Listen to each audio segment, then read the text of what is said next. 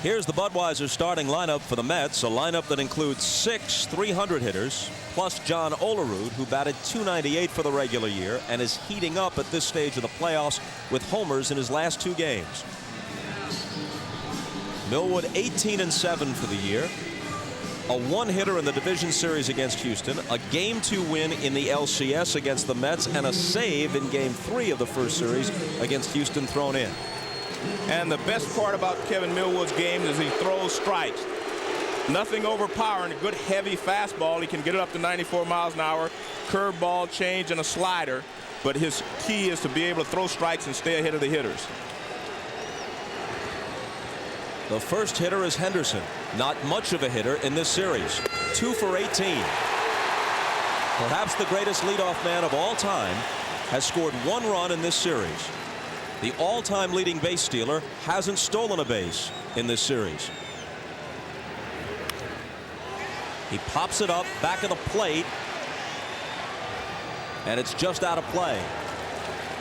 Let's take a look at the Braves defense. They've got a change tonight, but Chipper Jones at third base has been there every day. 2 errors in this series. I think a key guy is Brian Hunter at first base. Very good defense there.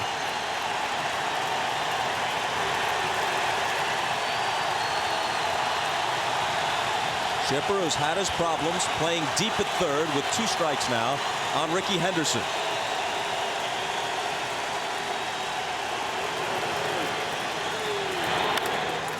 And he lines it into right field, a leadoff hit. That's been a rarity in this series. Ricky aboard to begin an inning. Good hitting there by Ricky. It wasn't a bad pitch. I think Millwood wanted it down a little bit more, but it was a breaking ball away, and Ricky just kind of flipped it to right field for a base hit. Watch the location. Not a bad pitch, just good hitting there by Ricky. That pitch is down and away, knee high, and Ricky fires it off in the right center field.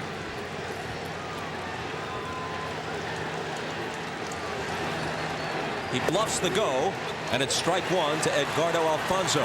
Ricky stole 6 bases in the division series, but he doesn't have a stolen base so far here in the LCS. Amid all the excitement of the tremendous 15th inning rally by the Mets, perhaps overlooked, an important sacrifice bunt laid down by the man at the plate now, Edgardo Alfonzo. That was a tough situation, and he did get the bunt down perfectly, and that led to the Mets being able to come from behind and win the ball game. So don't ever underestimate a bunt in crucial situations. Fouled off, 0-2. Millwood is able to keep the runners close at first base because he'll use a slide step every once in a while, and he really kind of works at holding the runner. So Ricky's going to have to work hard to get a good jump off of Millwood.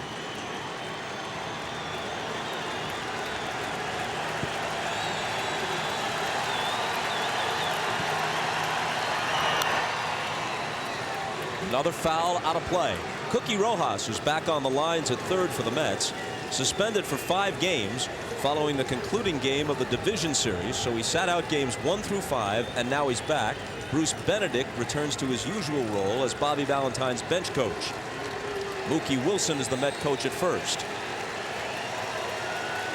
Another 0-2 pitch, but first Ricky is chased back.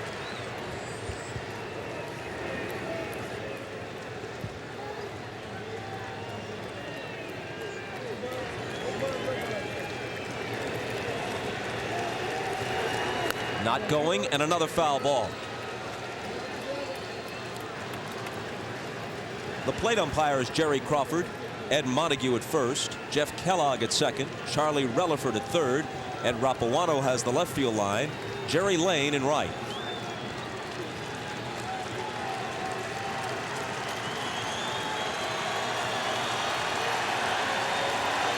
Again, he's not going, and this one is hit in the air to right. Jordan drifts back a bit to take it.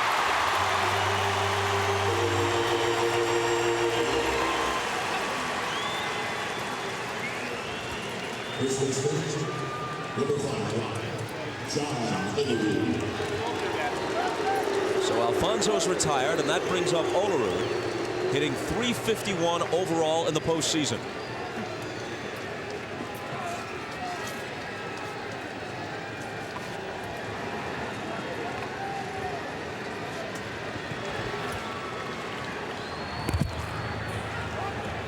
A bit closer that time.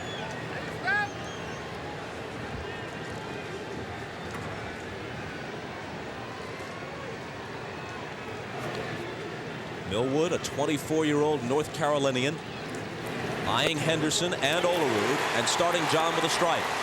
And you see he's using that slide step that keeps Ricky close to first base. It's not allowing him to get a great jump over there.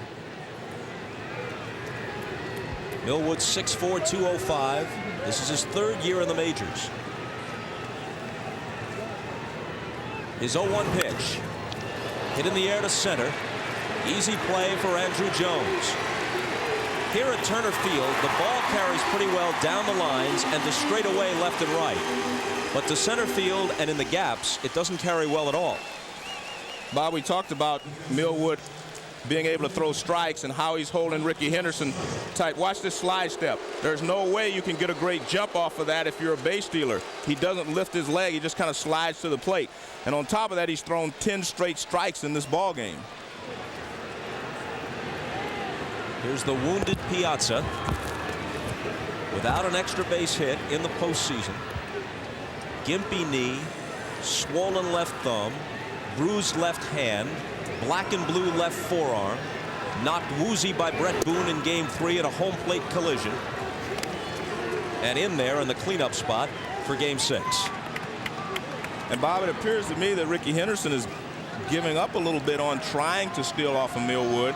He's getting a lead, but Millwood is keeping him close to first base just by using the slide step. Not so much by throwing over there, but not giving Ricky a lot of time to run as he delivers the ball to home plate. Remember how hard runs have been to come by in this series. You get Henderson on board to start an inning, and he hasn't even made a move.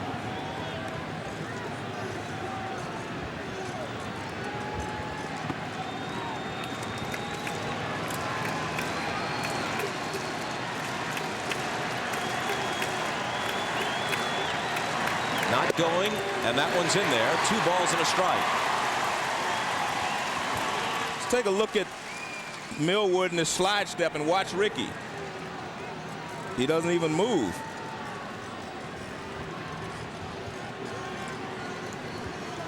Unless he's trying to decoy Millwood. 2 balls and 2 strikes. Piazza, who has only talked about his condition when asked, he's not complaining, says that at times he feels a tingling in his hands. If this were the regular season, there's no way he'd be in there. And Bob, you can hit well, you can do a lot of things well when your legs are hurting, but when you have something bothering you as a hitter in your hands, it's almost impossible to have a good swing.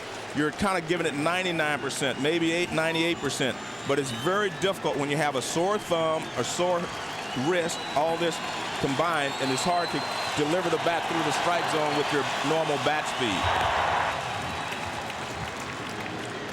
And that's what's happening to Piazza, because he's getting some pretty good pitches to hit. He's just not able to handle them. This is a 2-2 pitch, and Ricky is going. A swing and a miss, and it's a moot point. Piazza down on strikes. Braves coming up in the first.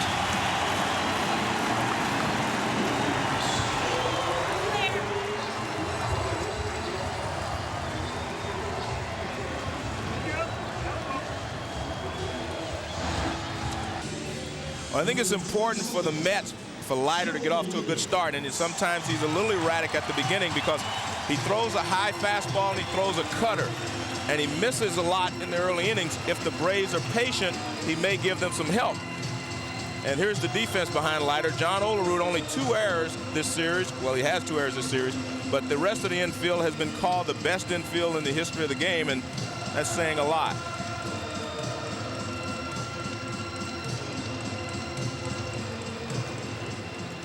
So Leiter, a tough luck loser in Game 3 on an unearned run set up in part by his own error, goes to work on Gerald Williams. Called strike 1. And Gerald immediately asked home plate umpire Jerry Crawford, where was that pitch? He said it was down. The Braves are not normally a team that takes a lot of pitches. They do not normally work you deep into the count. First fastball they see, they're usually hacking.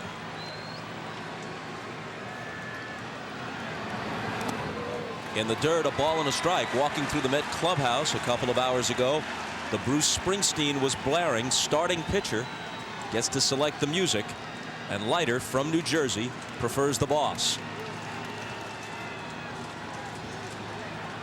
A fellow Jersey lad. The 1-1 pitch. Inside and low, and Williams is hopping around as if it hit him.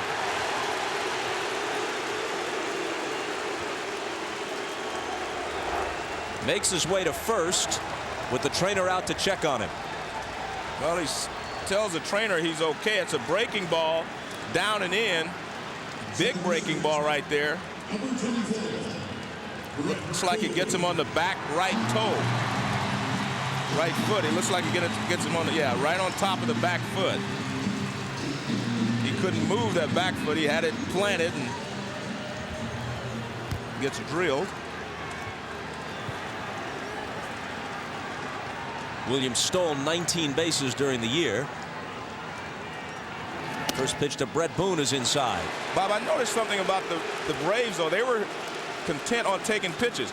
Gerald Williams took the first pitch for a strike, and he was even taking the second pitch, which was a breaking ball down and in. And here Brett Boone really takes a pitch. He's not being aggressive. Maybe they're going to see just how effective Leiter can be at the beginning of this ball game. Williams was asking for time. Ed Montague, the umpire over there, with first base coach Glenn Hubbard. It appeared to me that Ed Montague was explaining to him the balk rule, that if your right foot, if Leiter's right foot passes the rubber, then he has to go home. They're yelling balk from the Atlanta dugout. 2-0 the count to Brett Boone. Gerald Williams was one of those picked off by Kenny Rogers in game 2. Leiter, though a left-hander, doesn't have a move anywhere near as good as Rogers. I don't know why they were yelling balk. He was just standing there with the baseball. But you're watching. Let's see if they take this pitch. They are making a conscious effort to make Leiter throw pitches. That appears to be their strategy to me.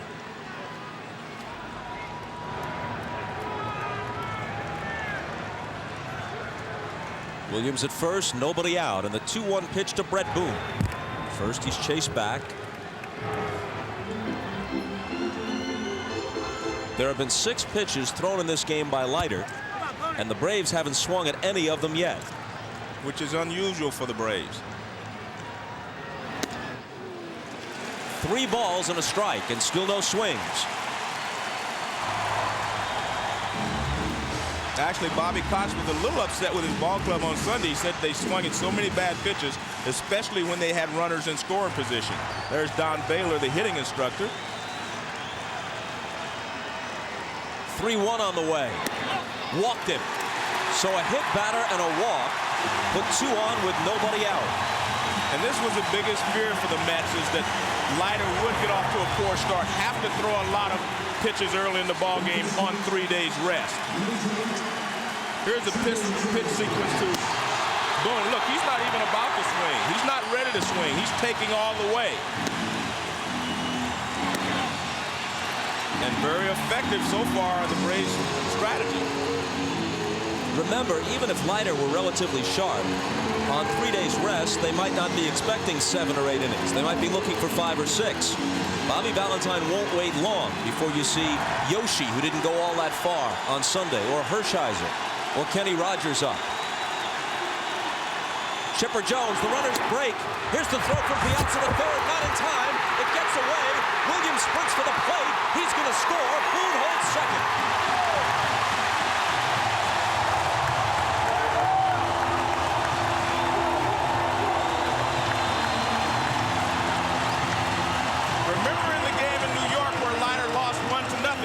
Same situation, first and second. Gerald Williams takes off for third with Boone going to second. An error by Piazza allowed him to score. I don't know how they're going to score this one, but Gerald Williams comes in to score once again by being aggressive in the first inning against Al Leiter.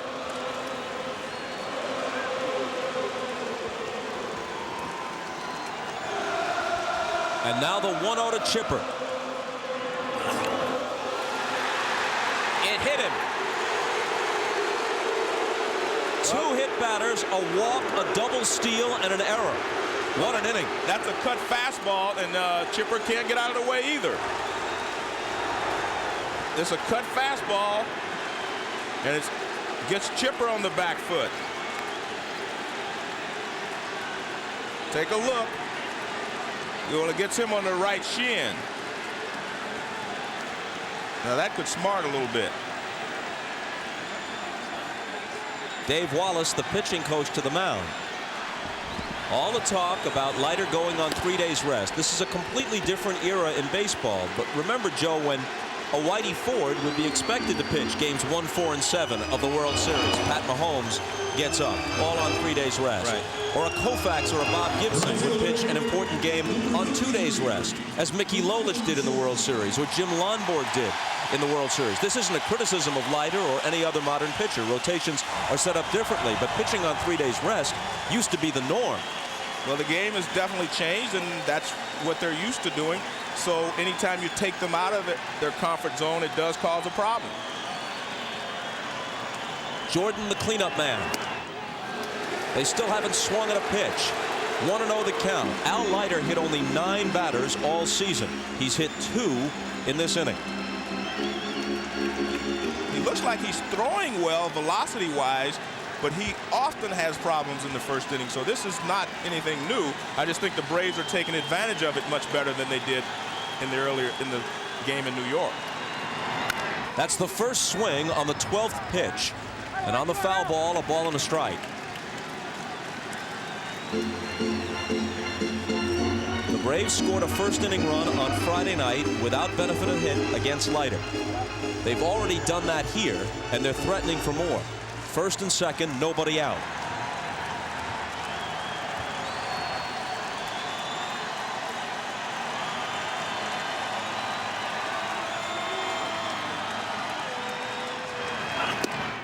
On the corner, strike 2. And if you're Leiter, you're still in pretty good shape if you can make one good pitch to get yourself a ground ball and maybe get a double play here. If you can keep their scoring to a minimum here, you're still okay.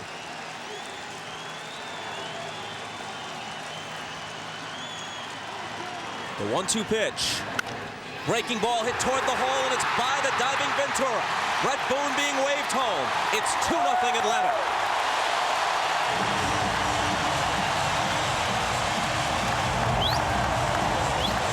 Well, he leaves this breaking ball out over the plate.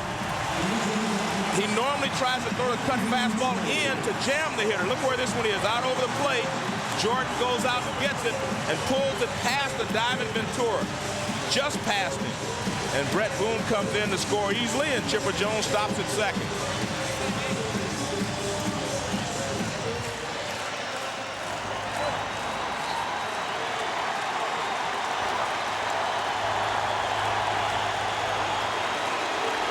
Which brings up the struggling Andrew Jones, just 1 RBI in the postseason.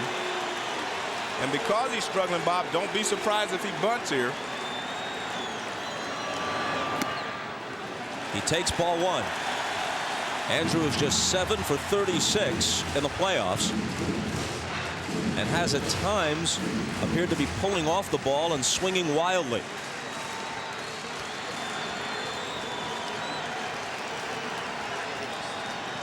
Leiter trying to weather the storm in the first. Threw it by him. Well, that's Andrew Jones' MO right there. Fastball, he will chase it up and out of the strike zone. Leiter threw it up high, and he went after it. He's not nearly as patient as some of the other Braves hitters can be in these situations.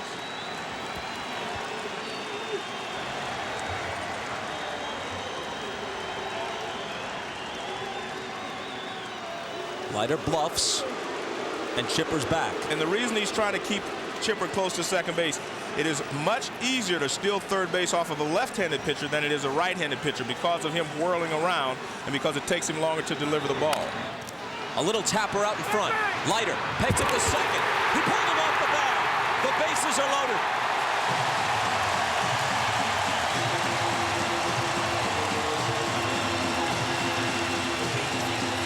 Bad communication there, Bob, between the catcher and the pitcher. The catcher is supposed to be yelling, and he should be going to first base with this ball. The catcher should be yelling right now, first base, first base. He turns and fires. It's going to be a close play at second anyway. Here's Chipper Jones leading away. It's a chopper right out in front of the mound. Now he charges. He gets it very quickly. Now he throws to second. Now watch. You see Brian Jordan. He's already there. The play should have gone to first base. It appears that Jordan may have injured himself sliding into second base as the trainer goes out. Jordan is speedy, and he may have had it beaten, and the ruling is fielder's choice, not an error. Well, in game 3, first inning, he looks at second. Now he throws a poor throw to first base, pulls the run off. Now they double steal. Piazza throws it into center field. Gerald Williams comes in to score. Boone moves over to third base. They only got 1 run in the first inning in game 3, but so far they've got 2 runs, and they still have runners in scoring position. That is scored just as a fielder's choice, Bob, because it appeared to me that Jordan was going to beat the throw at second base anyway, so no error. Just a bad choice. They call it a fielder's choice. That doesn't mean it was a good choice. Right. Definitely was not the proper choice. But someone has to help Leiter. They should be yelling first base all the way. You have a speedy runner at first in Brian Jordan. You have a good runner at second in Chipper Jones. And the ball's chopped in front of the plate. You have to take 1 at first base. Bases loaded. Still nobody out. Eddie Perez, hitting .471 in the series with 2 homers, stands in. Swings and lines it foul.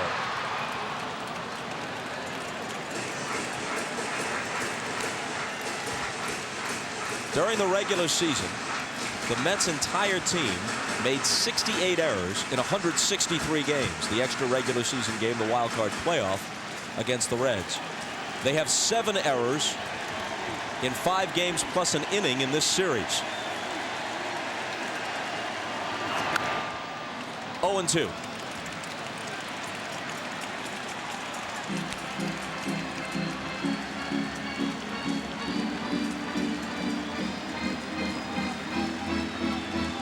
If the Braves make the World Series, they'll do it without Javi Lopez, their all-star catcher, who went down at midseason, making Perez the starter.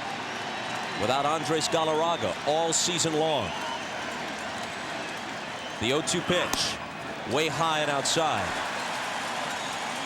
Without Kerry Leitenberg, there's the big cat, Galarraga, who averaged 130 RBIs the last 2 seasons and gave them fine defense at first, and that's Javi Lopez, the sideline catcher, along with him. Without Kerry Leitenberg, who threw out the first ball tonight, was to have been their closer, Rocker took that role. 1-2 pitch to Perez. Foul back. And Bob, because of all those injuries, because of all the problems the Braves have had, that's why Bobby Cox was named the Sporting News Manager of the Year, because he did such a great job to keep this team together through all those problems and still win over 100 ball games.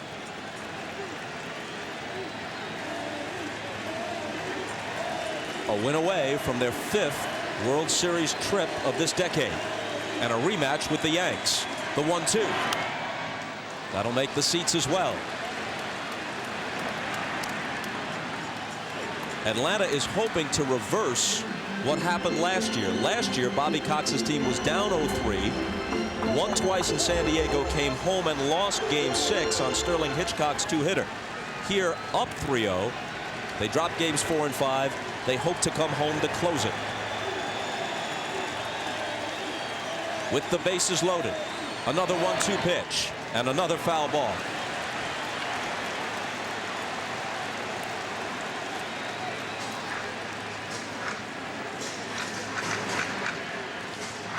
Bases loaded, nobody out. Chipper Jones at third, Brian Jordan at second, Andrew Jones away from first.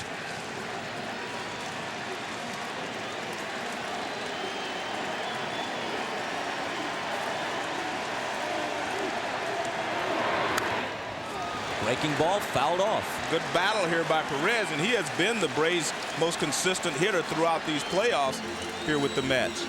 And he's doing a good job here of fouling off some tough pitches. Leiter has made some pretty good pitches, and Perez has been able to foul them off.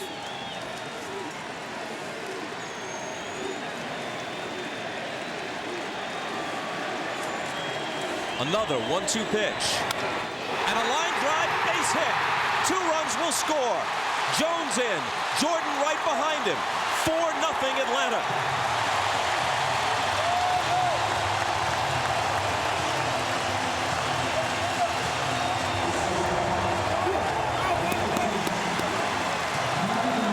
And Eddie Perez continues his good hitting against the Mets. And it's unfortunate for Leiter that Perez was the guy with the bases loaded. He fights off a lot of pitches. Now Leiter comes with the fastball. He tries to get a cutter in, and Perez rips it over the head of the second baseman Alfonso and drives in 2 runs and allows Andrew Jones to go around to third. Good hitting here. He's demonstrated a good bat throughout this series, and he continues. Leiter threw 25 pitches, didn't retire a hitter, pitching on 3 days rest, and now may have all fall and winter to rest. 4-0 Atlanta.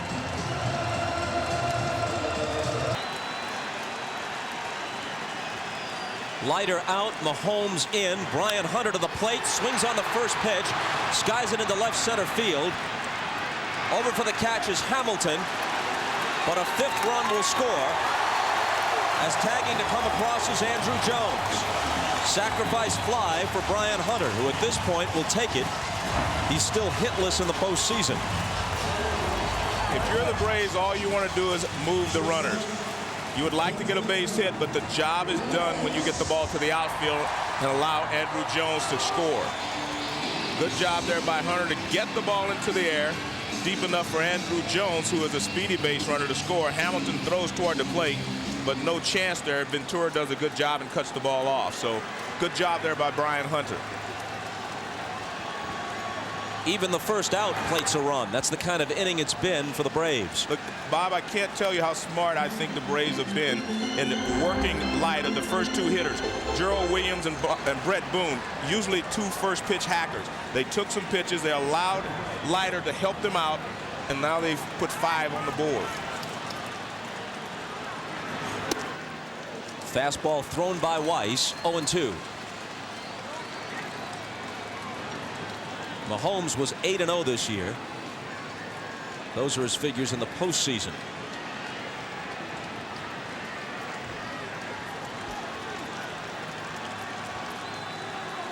Perez leads away from first. And Weiss bounces it foul with the RBI single. In fact, he got 2 RBIs on the hit. Eddie Perez is now hitting an even .500 in this series, 9 for 18.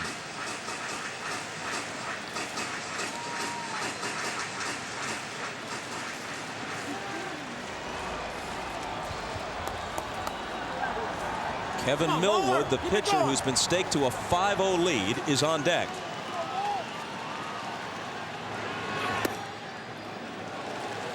That misses 1-2. More bad news for the Mets. The last time Millwood allowed more than 2 earned runs in any start was over 2 months ago, early August against the Giants. Now he's ahead 5-0. Weiss hits a double play ball to Alfonso, who has trouble with it, but gets it to Ordonez, who relays it to Olerud in time to end the inning. But not before 5 runs score. This is Ned Yost, the third base coach, waving 2 runners home on the Perez single. Nice job, Pitt. What a difference between Robin Ventura's last at-bat and this one. It seems like only moments ago that he drilled that laser beam of a shot over the right center field fence at Shea, his grand slam single that ended Game 5 and brought us back to Atlanta. By the time he bats in Game 6, his team trails by 5. And it's really going to be difficult to try to make up 5 runs against Millwood because he throws strikes. And you need a little help to try to make up that big a deficit. But the one thing the Mets do have, they have some power. You're not going to hit 9 or 10 singles to get back in the ballgame. You're going to have to hit a couple of balls out of the ballpark. 3 balls and a strike. Well, Millwood's a little upset. Now Perez is going to go out and talk to him and basically tell him you're going to have to get a little bit more of the plate than you might want, but throw strikes. Millwood thought that last pitch was a strike, but he didn't get the call from Jerry Crawford. Against the Mets this year, Millwood is 2-0 with a strong no decision thrown in. The Mets have had little success against him in any of his 3 previous starts. Full count.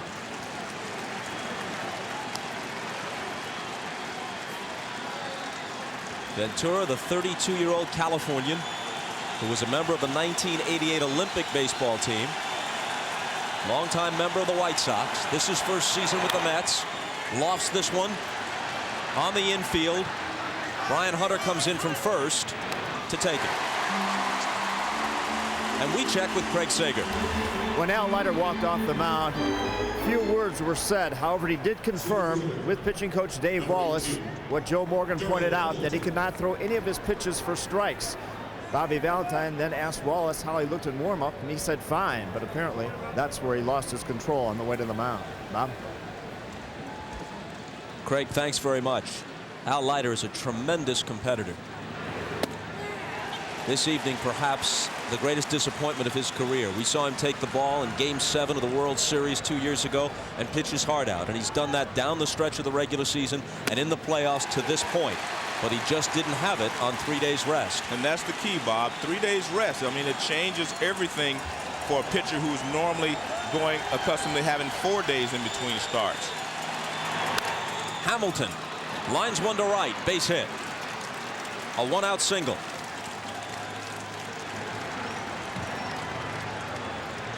Our aerial views are courtesy of the Goodyear Tire and Rubber Company. Overhead, Goodyear's blimp stars and stripes, continuing a 75-year tradition of making appearances at major events. Whether invited or not, they just appear. In this case, we invited them. Here's Roger Cedeno, 6 for 10 in this series.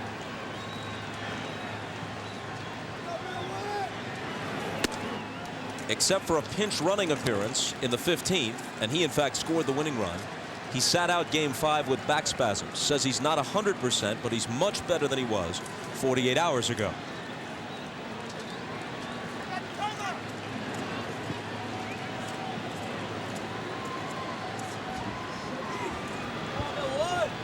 One-0 pitch. 2 balls and no strikes. This is what Cedeno has done to this point in the LCS.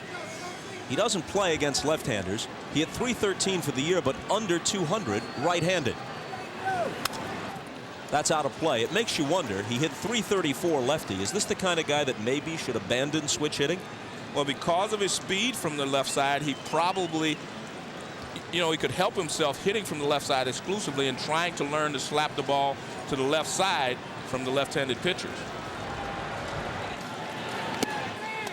3 balls and a strike. Cedeno doesn't have much power. He hit 4 home runs, but he stole 66 bases.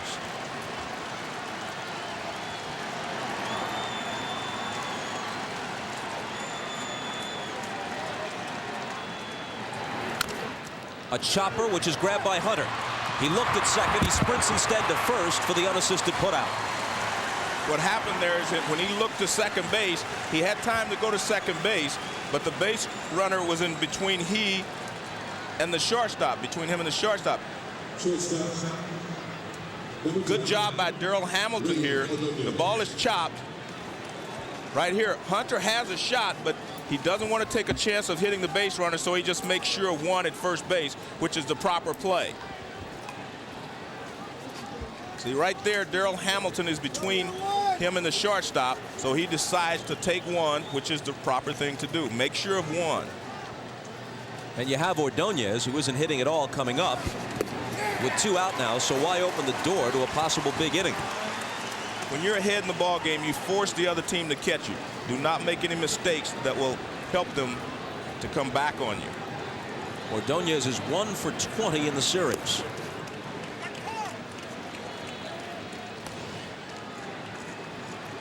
Masato Yoshi, the Game 5 starter, getting loose. Mahomes is in the on-deck circle, but Craig Sager tells us if Ordonez reaches, Bobby Bonilla will pinch hit. 2 balls and a strike. Ordonez almost never walks. There's Bonilla replacing Mahomes on deck. He doesn't have any power. Speaking of Ordonez, just 1 home run. With the pitcher coming up behind him, no one pitches around him. He doesn't have a walk in 9 postseason games. But he's ahead on the count here, 3-1. And Millwood is struggling. He said he didn't have his best stuff in his Game 2 victory. This after he was totally brilliant in a complete Game 1 hitter against the Astros in the division series. And pretty clearly he doesn't have his usual command tonight. But he has a 5-run margin of error. Strike 2.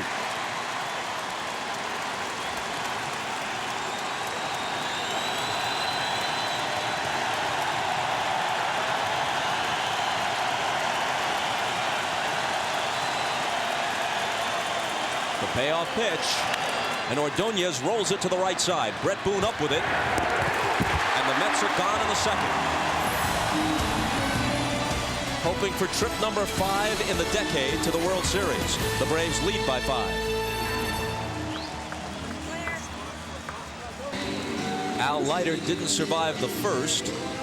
Pat Mahomes on the hill as the bottom of the second rolls round. Kevin Millwood would start it. Pretty good hitter, 154, had a homer.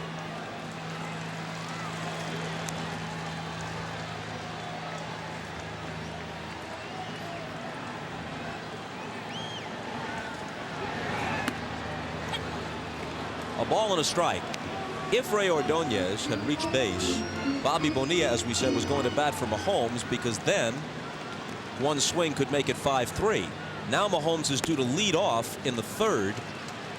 And I don't know if Bobby Valentine wants to deplete his bench at this point, and Mahomes is a decent hitting pitcher, so it's possible that Mahomes will hit.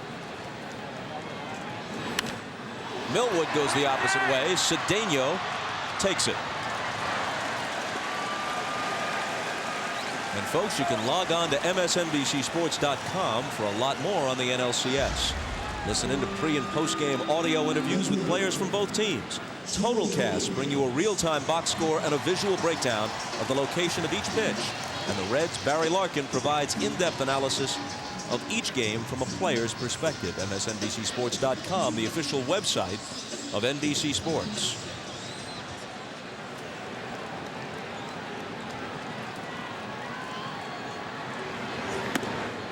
Ball 1 to Gerald Williams, who started the 5-run first when he was hit by a pitch. Later stole a base and scored. A pop-up to the right side. Olerud near the line. Into foul ground to squeeze it.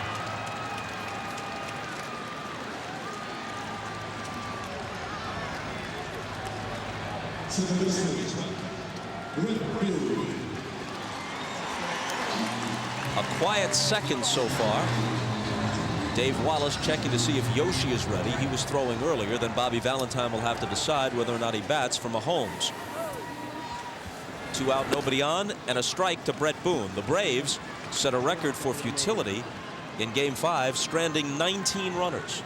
They scored 5 times in the first and didn't leave anybody on. Let's check with Craig Sager.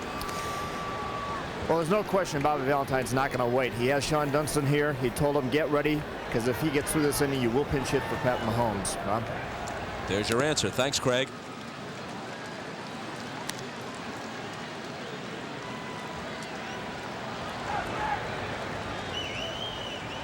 One and 2 to Boone, who walked and scored in the first. 2 balls and 2 strikes. For those of you who keep track of oddities like these, somehow Atlanta went through the entire Game 4 without stranding a runner. 0 left on base. The next night, over 15 innings, they strand 19. The 2-2. Jammed him and he fouls it off. Ask Bobby Cox about that. I guess he'd say, well, shows you can lose a number of different ways. We didn't squander many opportunities in the fourth game. We lost. We squandered a zillion in game 5. We lost that too.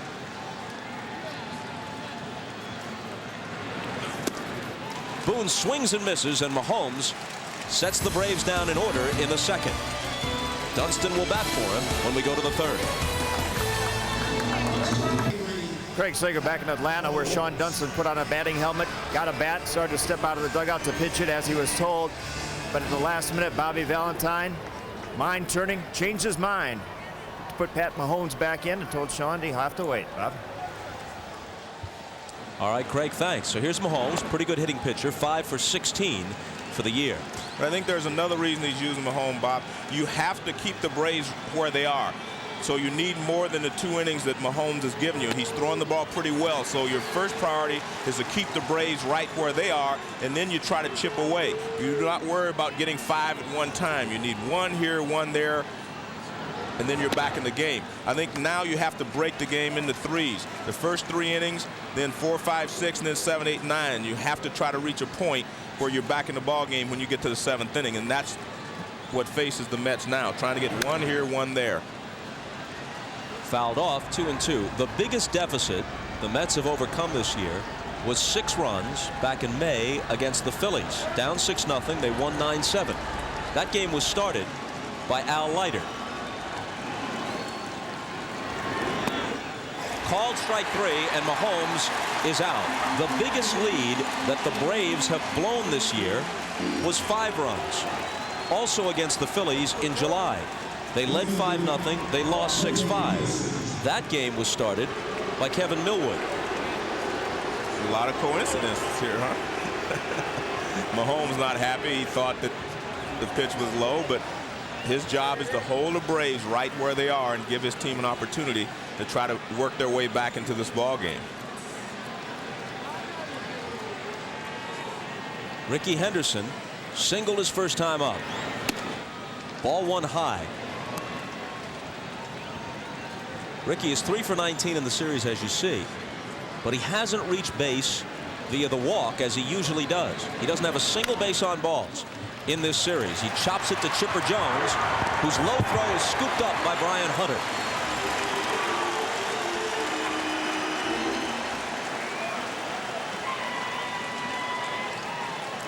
It's very unusual for a guy like Ricky Henderson, who walks a lot, not to have any bases on balls in this series. It's a routine play by Chipper, but his throw is a little low, but Brian Hunter, a good first baseman, digs it out. How unusual is it for Ricky Henderson not to have any walks? Right. 2 men in baseball history have walked more in their careers than Ricky Henderson. Their names are Babe Ruth and Ted Williams. And he walked 4 times in 68 at-bats this season against the Braves, but none in this series. Ball 1 to Alfonso.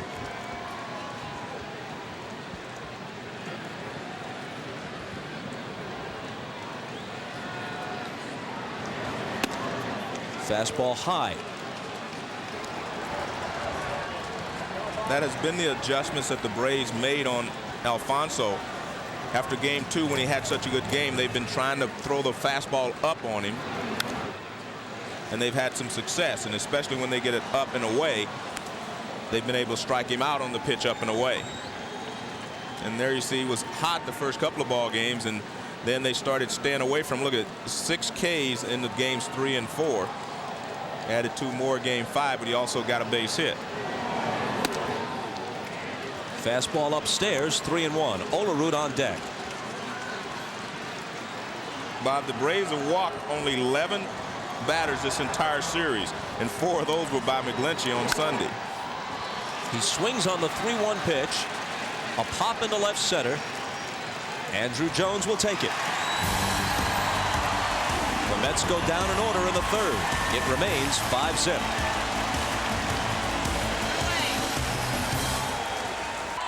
Jim Gray back in Atlanta. Brian Jordan, who slid into second base in the first inning, is in the on-deck circle. There you see his right knee.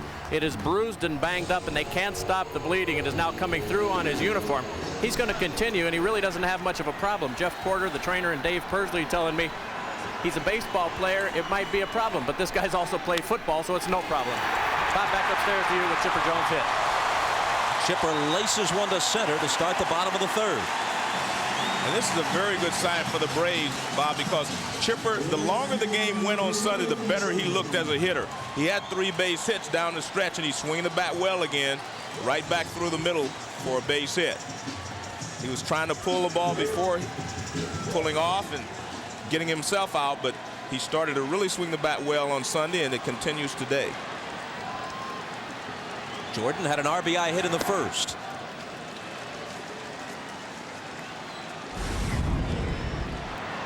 Here's first inning base hit, a breaking ball out over the plate. He finds a hole on the left side and contributes to the Braves' 5-run first inning. There goes Chipper Jones. Jordan slices it down the right field line, and it makes the seats. And I think this is a good idea if you're the Braves. You have a 5-0 lead, but it's only the 3rd inning. If you can get a good jump, if you can add to your total, take off. In this day and age, a lot of teams are able to score 5 or 6 runs in a ball game. Not too often against the Braves pitching staff, but you want to guard against that if you can. Do not give them any hope.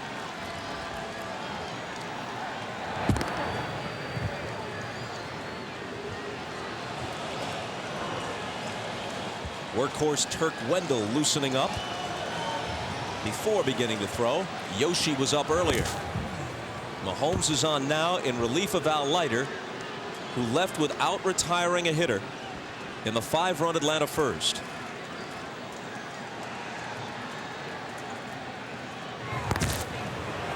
Chipper stole 25 bases this year. Excellent percentage. He was caught only 3 times.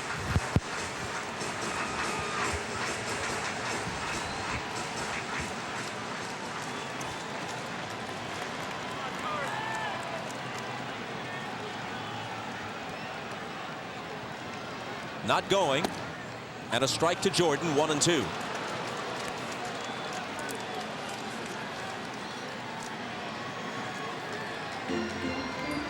Remember, Brian Jordan, like his former teammate Deion Sanders, was a two-sport star, football and baseball. So a little scrape on the knee. I mean, you came out of a football game with something like that, you'd be expelled from the fraternity. That doesn't even make the injury report in the NFL.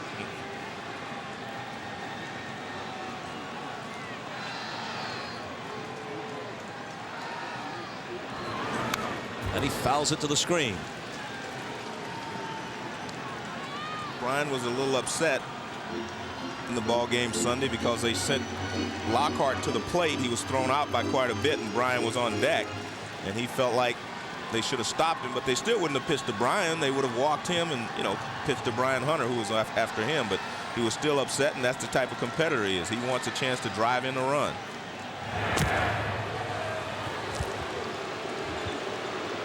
Even though Keith Lockhart was out by quite a bit at the plate on that play, I think the third base coach, Ned Yost, made the right play. You're in extra innings. Runs are tough to come by. Here's the 1-2 pitch. Check swing foul. The field is wet, and in fact on that play, Mora, the right fielder, had a tough pickup and nearly slipped. His throw short hopped the second baseman Alfonso, who made a nice play. Alfonso's throw was a tough one to handle at the plate for Piazza, but Mike did make the play and applied the tag. But when you have that many things that can go wrong, and there's 2 outs anyway, you might as well make them make the play. Chipper Jones is running. Jordan bounces it, and here's Ordonez on the second base side of the bag to take it in stride and throw him out. Well, it was a good play by Ordonez, but he was covering the bag. He was going to cover at second base because the pitch was supposed to be a fastball away. He was going to cover, so that allowed him to continue on and cut in front of second baseman Edgardo Alfonso and make the play. Now watch up here. See, he's going to cover, and that's why he's so far along. I mean, this is almost straightaway second base, and he cuts over in front and makes the play. Andrew Jones with Chipper Jones at second. Fouls it away.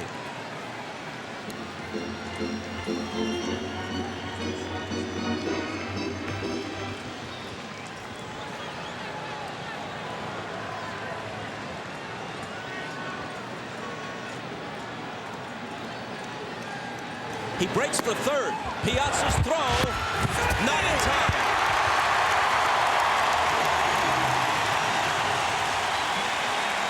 Tell you what, Bob, Larry came to play. Larry's set up, he's trying to manufacture a run all by himself here as he takes off at third base.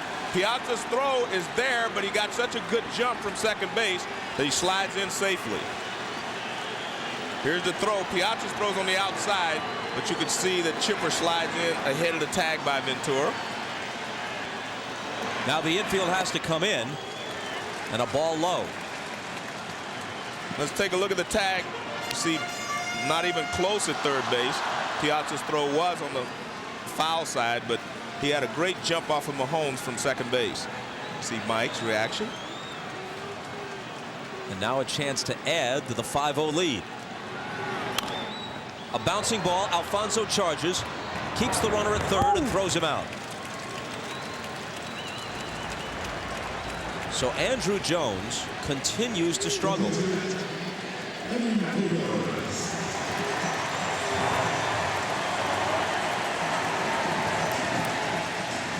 Well, he definitely pulled off of that pitch. It was a breaking ball away, and he just reached out and tried to, pull it, and he hit it off the end of the bat. This is the kind of pitch with 2 strikes. You look for a young player, he's got to try to go back through the middle or the other way. So it's a breaking ball away, a little slider, and he hits it off the end of the bat because he wasn't going that way. Come on, Eddie. Eddie Perez, who had the big hit in the first, a bases loaded single that produced 2 and made it 4-0. Ordonez scoops this one up, and the Mets avoid further trouble. Jones got to third with 1 out, couldn't score, still 5-0. All right, Bob, well, at the end of that inning, Bobby Cox turned over to Leo Mazzone and Pat Corrales, and he said, I hope we're not going to start wasting all these opportunities again tonight. I hope we learn from what went on in the other game. He was fairly annoyed, and then he walked back down out of the dugout so he wouldn't say any more and contain his emotion. Bob? Well, when you have standards, you adhere to them, even when you're leading 5-0.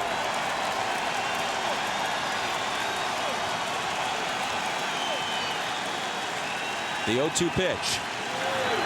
Struck him out on 3 pitches. That brings up Piazza, just playing on grit, Joe. Well, he has, and he's had some tough collisions at home plate. He's been hit by backswings. He's tripped over first baseman's foot, and he's taken a lot of foul tips off his body, and he's been run over by a lot of base runners, but he has held on to the ball each and every time. He's never dropped the ball on those collisions. He struck out on the first, and he fouls this one off. The Mets are carrying only 2 catchers.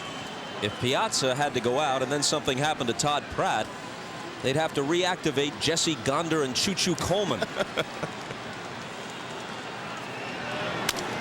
Broken bat roller. Hunter's got it. Millwood covers. Piazza digging hard down the line is out of there. Well, Piazza only knows one way to play, Bob, and that's give you 100%, whether it's on the defense or running out this little ground ball. I mean, he can't run any faster than this. Runs all the way down.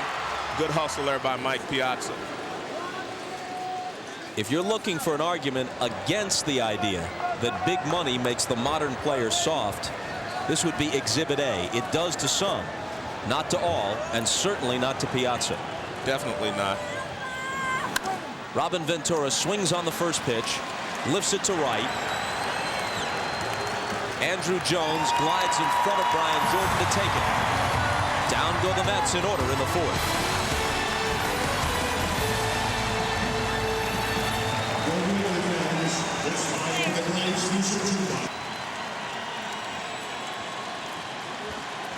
Bottom of the order in the bottom of the 4th. Mahomes faces Brian Hunter, who had a sacrifice fly in the first. And they check down at first base, and Ed Montague says he went around for strike one. Hunter is one of those rarities, a right-handed batter and left-handed thrower. You don't see much of that. And you take a look there, and that's what first base umpire Ed Montague saw, the barrel of the bat out in front of the plate.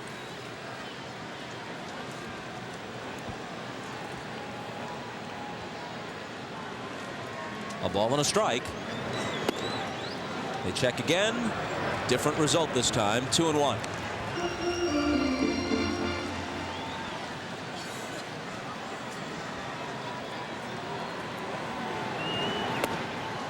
Good change up there from Mahomes. That's the first one he's thrown in the ball game. Watch the motion. I mean, good motion. Everything looks the same as a fastball. And it's right there in the middle of the plate, but Brian Hunter way out in front. Full count now. In this series, the first baseman for Atlanta, Hunter and Klesko, are a combined 1 for 17. The only hit was Klesko's homer back in New York.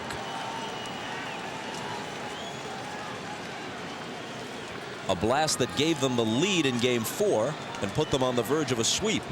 Mets rallied to win that one. Then came the Game 5 epic. That brought us to Game 6.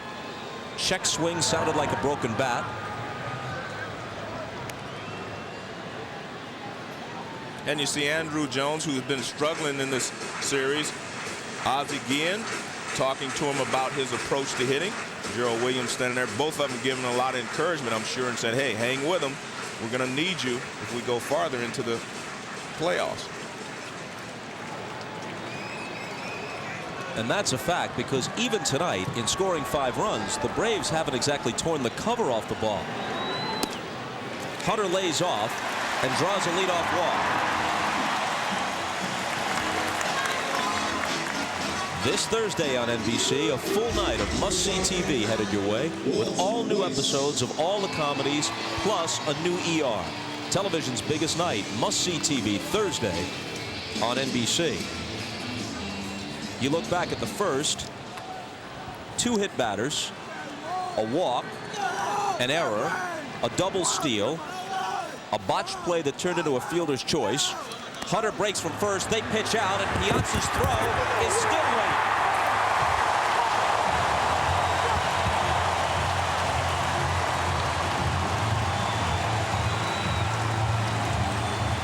Well, Hunter had a good jump. Ray Ordonez thought he had him at second base. Mahomes takes a little longer to get rid of the pitch out than you would like. Piazza's throw a little bit on the shortstop side, and Hunter goes in diving, and quick tag at second base by Ordonez, but very close play. But Jeff Kellogg says no. Ball 1 to Walt Weiss with Millwood on deck.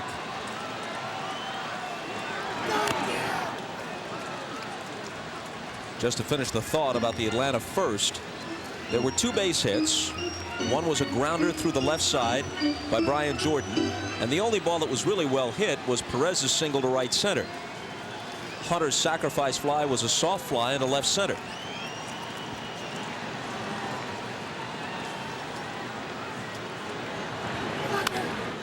Toward the middle, Ordonez scoops it up, throws on the run, and gets him.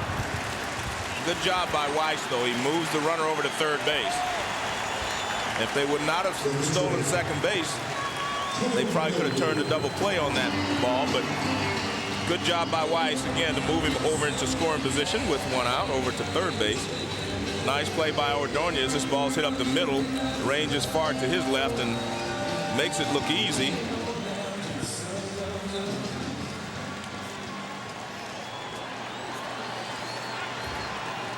The infield comes in, and Dave Wallace, the pitching coach, comes out. I think what they're going to talk about is, in case of the squeeze, what they want Mahomes to do. See, there's 2 things you do with a squeeze. You can knock the hitter down, or you can try to throw the ball outside in a pitch out situation. It's easier to knock the hitter down if he's right-handed, because then it allows the catcher to catch the ball and be on the side to tag the runner out coming in. So we'll see if they try to come inside or whether they try to throw a normal pitch out. They're definitely aware that he might try to squeeze here. We've seen each team attempt the squeeze in this series, and each team botch it. We were talking to Bobby Cox about the Greg Maddux attempt with the bases loaded in Game 5, and he was very surprised. He said, in all my years in the game, going on 40 years, the two best bunters I've seen are Greg Maddux and Tom Glavine. But Greg couldn't get it down. A bluff toward third. Well, he was shocked when we told him, though, that that pitch wasn't down the middle to Maddux. He thought it was down the middle and he had missed it, but the ball actually sailed away from him. It was a tough pitch to bunt. An attempted two-strike suicide squeeze bunt into a double play. All right, so here's Millwood. Appears to be swinging, takes outside. That's a cat and mouse game between the managers, because if you're Bobby Cox, you say, well, when does Bobby Valentine think I'm going to put the squeeze on? And you try to work away from that. And Bobby's trying to figure out when Bobby Cox is going to put it on, and he's going to call a pitch out then if he can. Millwood cuts and misses.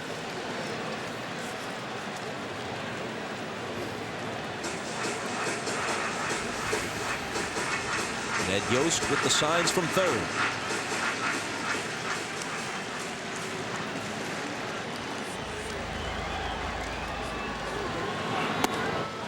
One and two. Mahomes has some hop on that fastball now. I think that's, again, why they left him in. He was throwing the ball well, and at this point, that's what they need. They need to shut the Braves down for the rest of the game if they're going to have a chance to get back in this ball game. If the Mets put a man on in the fifth, Mahomes would be the next hitter. Fouled off. He's due to hit fourth in the fifth inning, and at that point, they couldn't wait. They'd have to bat for him. Exactly. So he's retired 9 of the 11 batters he has faced. And Bobby Cox has the luxury here of having a 5-0 lead. He can just let Millwood go ahead and swing. If he strikes out, so what? You still have Gerald Williams coming up with a chance to drive in the run from third. A broken bat liner caught by Mahomes, and it's a double play with the flip to Ventura. So it remains 5-0. Millwood faces Hamilton in the fifth and starts him with a strike. In each of the last 2 innings, the Braves got a man to third with 1 out, but couldn't increase their 5-0 lead.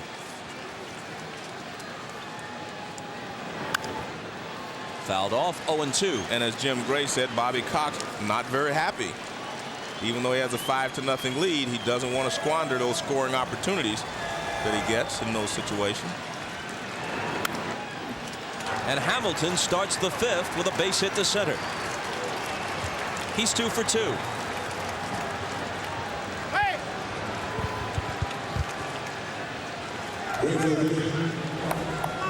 Millwood doesn't have a great curveball.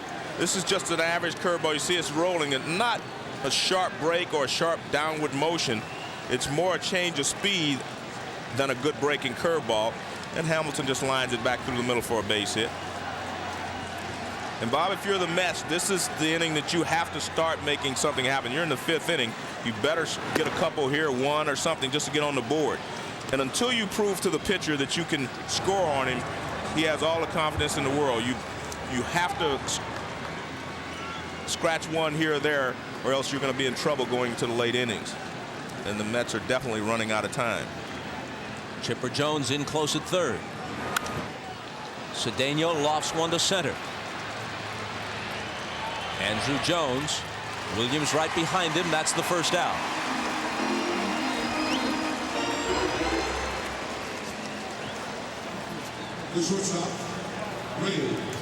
That brings up Ordonez.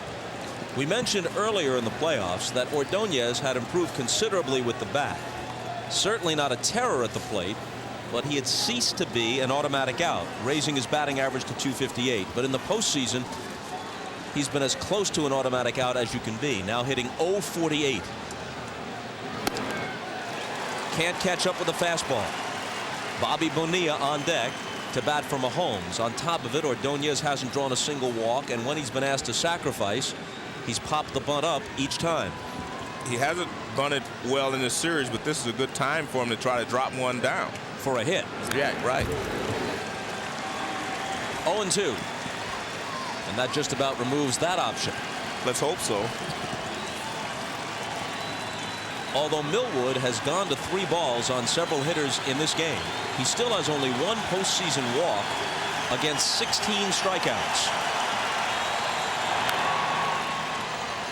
Still 0-2 to Ordonez. We have a shot of Ordonez in batting practice today, and he took 1 attempt at a bunt. He drops it down the first base line. That's what you do. That was what they've needed from him a couple of times, and he hasn't been able to produce that. But in batting practice, it's standard to step in and just bunt the first one. I mean, Babe Ruth laid the first one down. So if this is a guy who's going to be called upon to bunt, shouldn't he practice more than one? I would say so. You know. Here's the 0-2. Fouled out of play. Well, let's take a look at the attempts he has made in this series. Game 2, he bunts it to Brian Jordan, almost into a double play. Game 4, he was trying to sacrifice. He pops it up. And, of course, in Game 5, same results yesterday in a sacrifice situation. And down he goes, chasing the high fastball.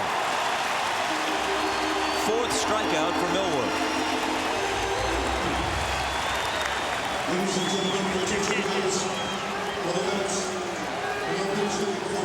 So here's Bobby Bonilla as Bobby Valentine hopes he can catch hold of one and cut the deficit to 3. What the Mets wish, as Turk Wendell begins to throw, is that they could cash in the 3 runs they forfeited in the 15th in Game 5. Base hit for Bonilla. Hit it sharply through the right side. When Ventura didn't round the bases, which should have been a grand slam, became a single and 1 run. If they could have stored those 3 for tonight, that would have been helpful.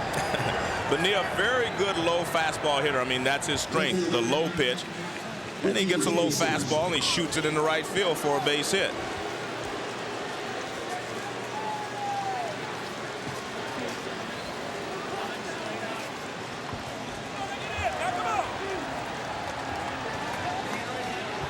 One big swing away from a ball game. Henderson not the Mets' biggest home run threat by any means, but he did hit 12 during the year. At this point, if you're Bobby Valentine, you want Ricky to get a single and get your team on the board. Just get a base hit. We need a run. Strike 1. Here's this Ricky's game by game in the series so far. He's struggling like most of the other hitters in this series. Only 2 base hits in the 5 games. And Millwood gets ahead of him 0-2. Just this week, Ricky Henderson was named by the Sporting News as the comeback player of the year in the National League. And they give that award on the basis of a vote of his fellow players. That's kind of interesting that he's a comeback player of the year in the National League when he was in the American League last year. I guess it's the league you're in right now. The 0-2. But an excellent point. He didn't have a poor year in the National League last year. What is he coming back from? Here's a fastball away and close pitch, but off the plate. Watch, you'll see that this pitch is off the plate. And Ricky does have a pretty good eye at the plate. The 1-2 pitch. A breaking ball got him. Drop that curve in, sweet as you please, and Ricky sits down.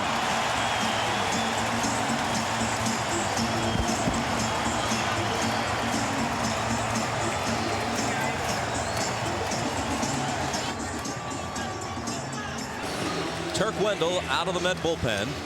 The book is closed on Pat Mahomes. Bob, let's take a look at 2 curveballs. This one just rolls, so Hamilton lines it into center field for a base hit. Now watch how much this one breaks. And look at that. I mean, that is a big league curveball right there. Here's the illustration. See, that one's just spinning right there. He hits it into center field for a base hit. Now watch this. Look how tight the rotation is on this one and how it just drops right off the table. Ball 1 to Gerald Williams in the bottom of the 5th. Pat Mahomes pitched 4 innings, allowed 1 hit, 1 walk, struck out 1, and held the Braves in check. When he came in, it was already 4-0. Nobody out. He allowed a sacrifice fly by Brian Hunter, the run charge to Leiter. Got the next guy, Weiss, to hit into a double play to end the disastrous first. Disastrous from the Met perspective. And then threw 3 more innings of scoreless ball. Now they hand the ball to Wendell. 2-2.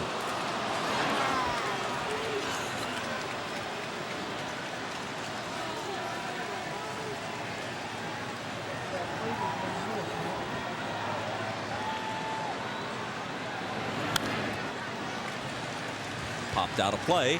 Still 2-2 to Gerald Williams, who hit .275 for the year.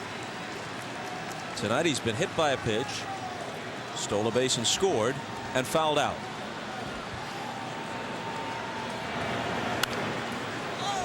Breaking ball again, fouled out of play.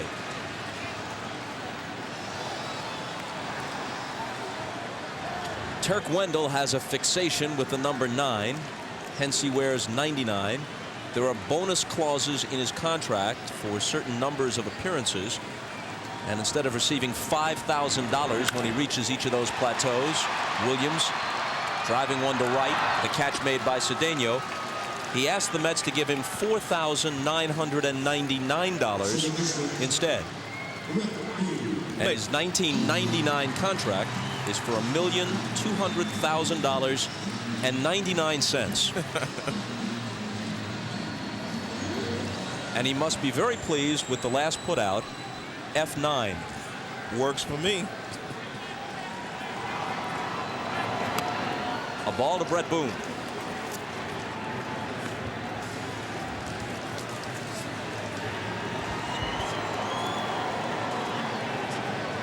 Brett has walked and struck out. Swings from his heels and comes up empty. Bob, because of the fact that the Braves have not scored any runs since the first inning, you really have to give them credit for their game plan in attacking Leiter. And that was not to attack him. Take a lot of pitches, get him into jams, and score some runs. Because you take away the first inning and it's a nothing ball game again. So you have to give them credit. Don Baylor, I'm sure he talked to them about being patient with Leiter at the beginning of the ball game. And it worked.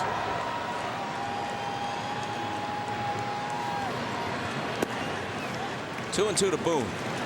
Come next spring, Don Baylor won't be wearing a Braves uniform, not because they won't want him, but because several other clubs do as their manager, and he'll have his choice of at least a few spots. Got him on the breaking ball. Second time tonight, Boone is struck out. And you can check out an all-new ER. NBC Thursday. A boy's secret is revealed. Oh my God! A secret that could tear apart the ER. Just a minute. All new ER. NBC Thursday. 2 out, nobody on for Chipper Jones. Hit by a pitch, singled, stole a base. Very likely this year's National League MVP. If so, he'll be the first Brave to win the award since Terry Pendleton in 1991. Shallow left field. Henderson in, Ordonez out, Rickey for the catch. Wendell works a perfect fifth. Score remains what it was after 1. 5-0 Atlanta.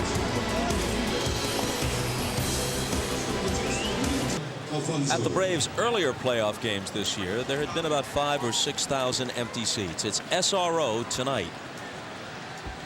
And if this score holds, this ballpark will host Game 1 of the World Series Saturday between the Braves and Yankees.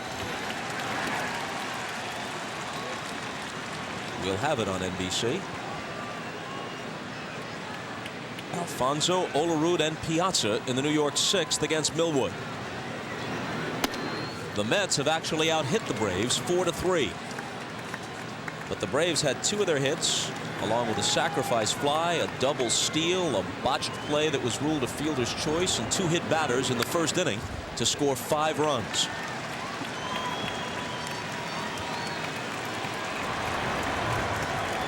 Maddox and Smoltz laughing it up, and why not at this point?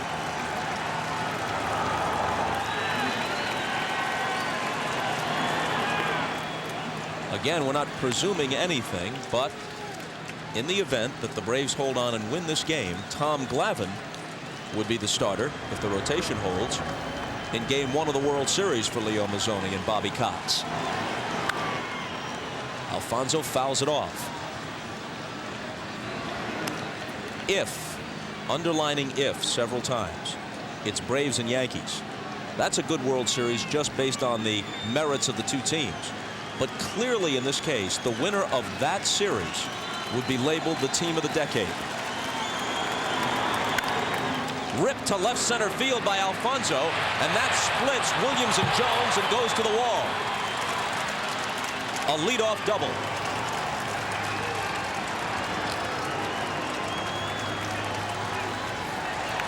Edgardo had been struggling since the second game of this series, but I mean, this is a rocket. He takes his low fastball and just puts a charge into it, and he splits the outfielders, and he leads off with a double. I mean, that is a bullet that finds the gap before Gerald Williams or Andrew Jones can get close to it.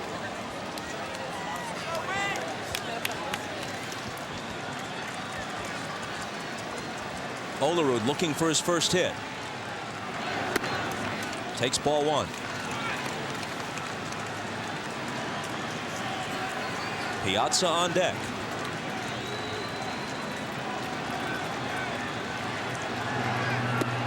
Fastball in there.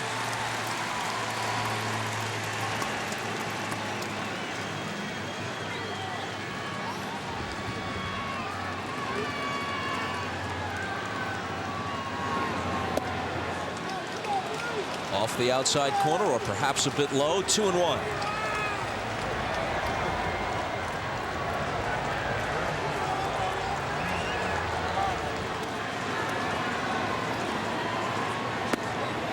That one is on the outside edge, evening the count at 2-2.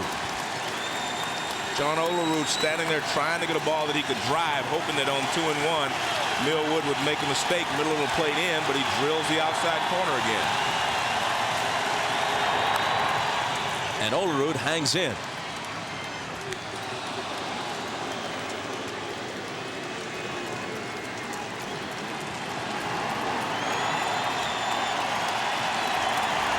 On Saturday, the Braves were 6 outs from the World Series and couldn't get them. The next night, they were 3 outs from the World Series. Couldn't get them.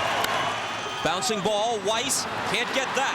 Into center field. Alfonso is stopped at third by Cookie Rojas. The throw comes all the way through, but Olerud isn't going anywhere. First and third, nobody out.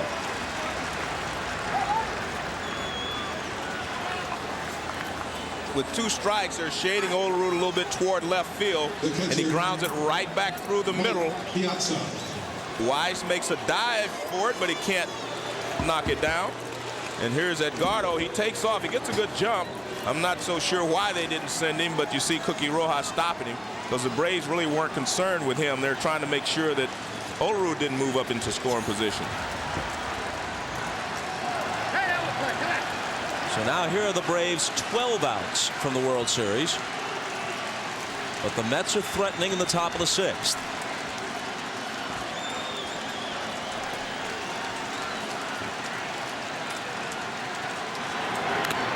Piazza fouls it off, and it got a piece of his counterpart, the Braves catcher Eddie Perez. Well, Piazza doesn't have an extra base hit in the entire postseason, and he gets a pitch to hit. Mike Piazza does not miss that pitch normally, so I've got to think that his hands are hurting him a lot more than he's given on. That was Mike Piazza's hit. You do not hit over 300 every year, drive in over 100 runs, hit 40 home runs a year, and miss pitches like that.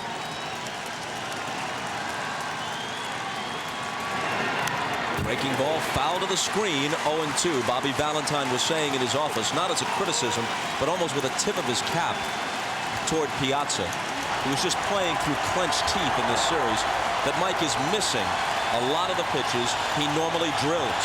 Well, he just missed 2 that you wouldn't want to throw to him 2 months ago. Here's the 0-2. He hits this one high in the air to left. Williams goes back. It'll get a run home. Alfonso tags. The throw comes to second. Olerud retreats to first. Sac fly for Piazza, and a 5-1 game.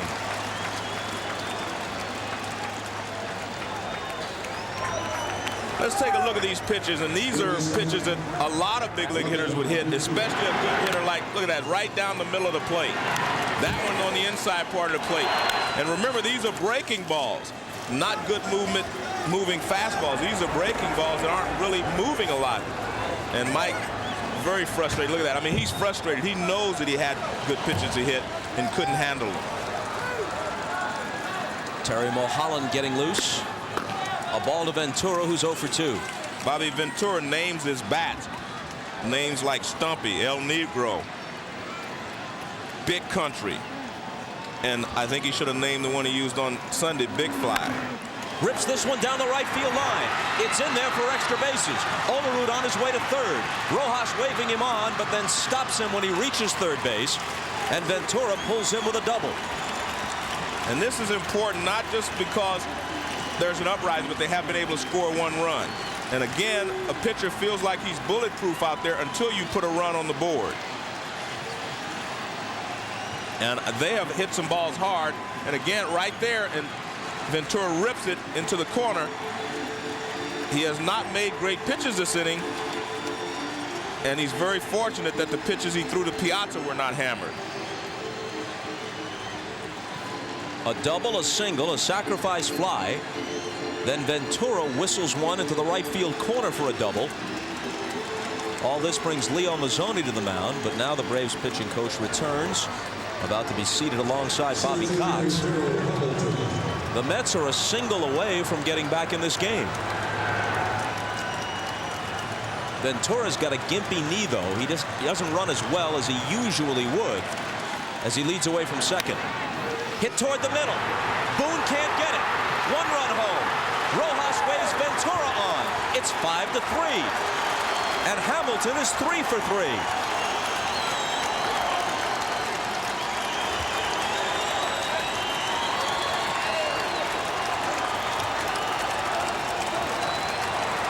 And Bobby, the Mets will not die. I mean, they have showed that they will get up off the carpet as many times as necessary to prolong their season. A little fastball out over the plate. Hamilton doesn't try to do too much with it. Grounds it right back through the middle. Boone makes a valiant attempt to keep it on the infield. He can't do so. It actually goes off his right arm. And Hamilton's at first, and it's a 5-3 Atlanta lead. They're going to bring in Mulholland. Cedeno, the next hitter, is a switch hitter, but much better lefty than right. So exit Millwood, enter Mulholland.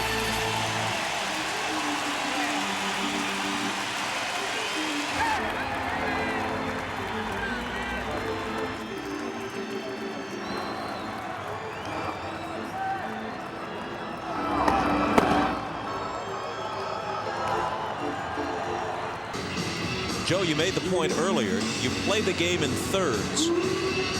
And that's because if you're the Mets and you're down, as they were 5-0, you do not have to try to get back in the game all at once. But by the time you get to the second third of this ball game, you have to be in the game. You can't go to the final third 5 runs down. So no matter what happens the rest of this inning, the Mets have accomplished a lot, and they still have a third of the ball game left. It started to drizzle as Mulholland comes in, and Agbayani now bats for Cedeno. First pitch to Benny is a ball.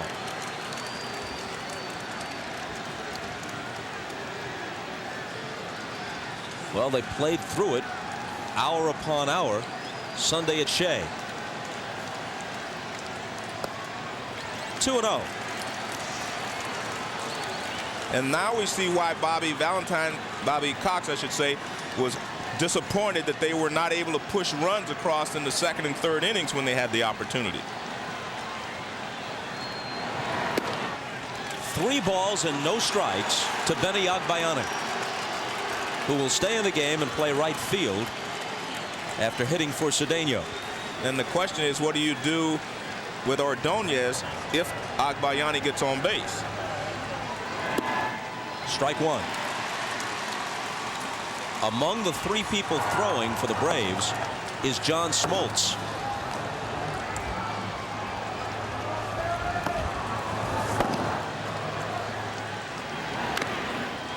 fouled off. And again, it takes a bite out of Eddie Perez. The count is full. Important thing here is that Mulholland throws a strike. And we see Perez making like Mike Piazza, taking one off the shoulder.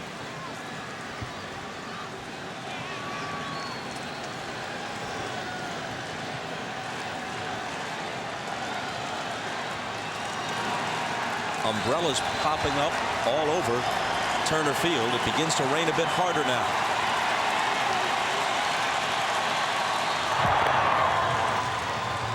Hamilton is chased back.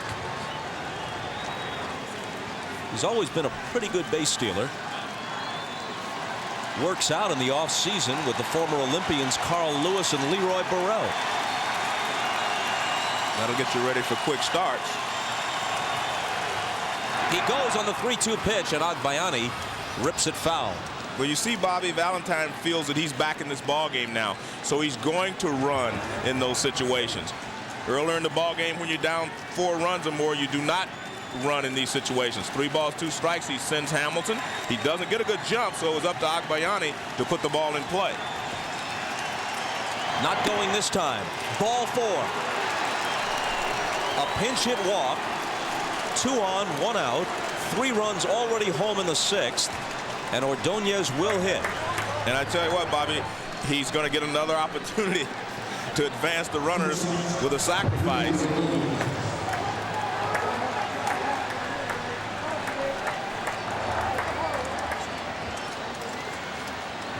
Looks like Sean Dunston coming out of the dugout as a pinch hitter. No sign of the bunt, and strike 1. This is surprising to me. Even though he hasn't been successful bunting in this series, I think you have an opportunity here to get yourself tied. And instead, he gets himself in a 2-strike hole. He's hitting .045 in the series. 1 for 22. Well, I guess Bobby's saying, well, he can't bunt. Maybe he can get a base hit.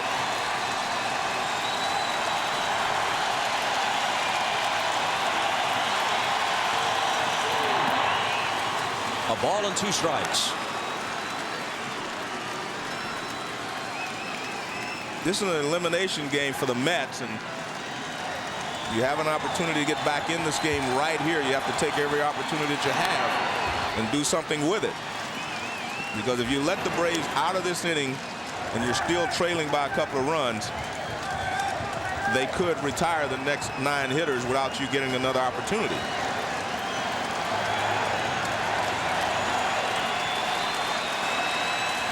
Another 1-2 pitch and another foul ball.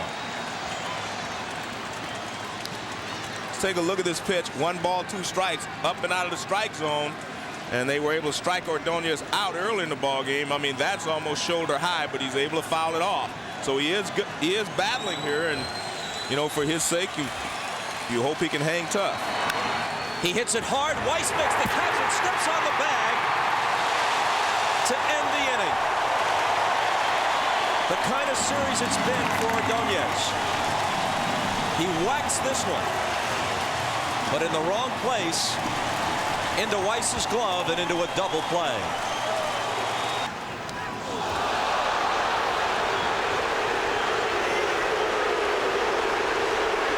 As we come back, on the first pitch in the bottom of the 6th, Turk Wendell drilled Brian Jordan. Jordan glaring at him, but there's no way in the world Wendell wants to do this. No, it's a fastball up and in, and Jordan really, you know, late moving out of the way, gets him on the right hand, and that could be tough because it pins his right hand to the bat. See, his hand is still on the bat, and that's how you break a finger or break a knuckle, with your hand being pinned to the bat by the fastball. Now watch, his hand still on the bat, and you only hope that it was a grazing blow and didn't pin his hand to the bat.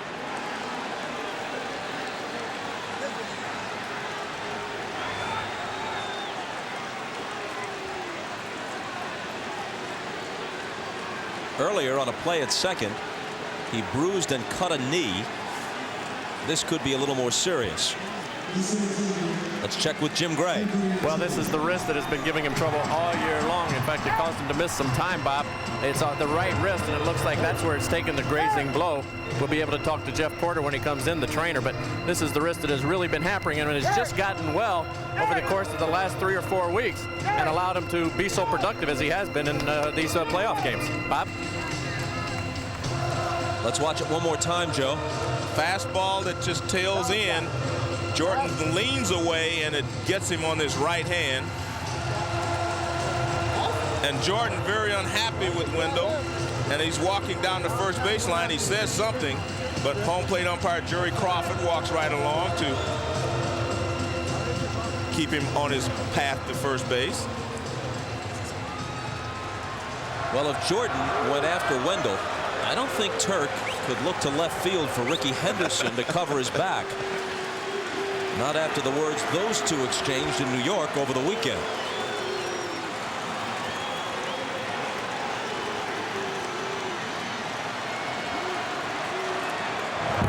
And Jordan is chased back to first.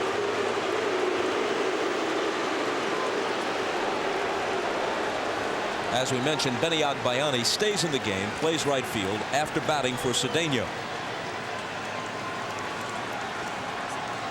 First one to Andrew. He shows bunt and takes a ball.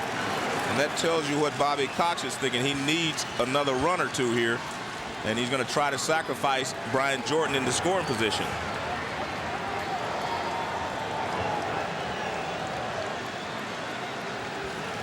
The rain, by the way, has stopped just as quickly as it started.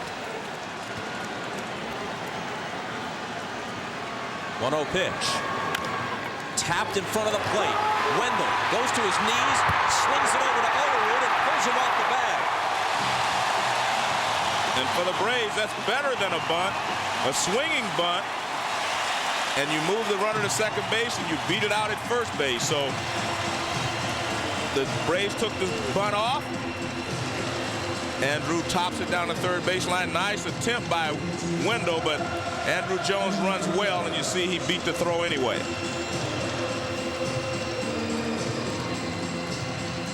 Nice play. I mean, he's probably learned that from watching Ordonez and Alfonso slide into the ball to stop your momentum. Now the Braves war chant and tomahawk chop from the crowd of 52,335, largest crowd ever here in the 3-year history of the ballpark, regular or postseason. They've drawn over 3 million fans in all 3 years since this park opened for baseball. Eddie Perez lays down the bunt.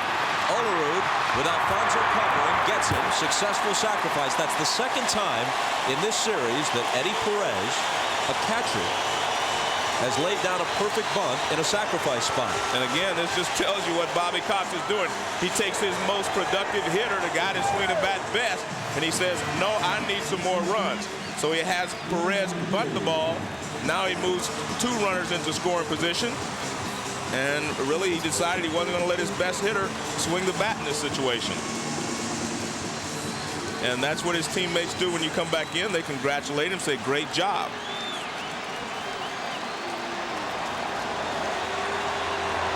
Now they're going to walk Brian Hunter intentionally, load the bases with 1 out, and take their chances with Walt Weiss. And I think you have to do this if you're the Mets. You have to give yourself a chance to try to get out of this without letting the Braves score another run. Double play is what you try to get here. You set up the double play by walking Hunter. It's not so much that you fear Hunter more than you do Weiss, but you want to set up a double play situation, and they force out at the plate. For more on Brian Jordan, we return to Jim Gray. All right, Bob. Well, there's quite a bit of relief down here on the Braves bench.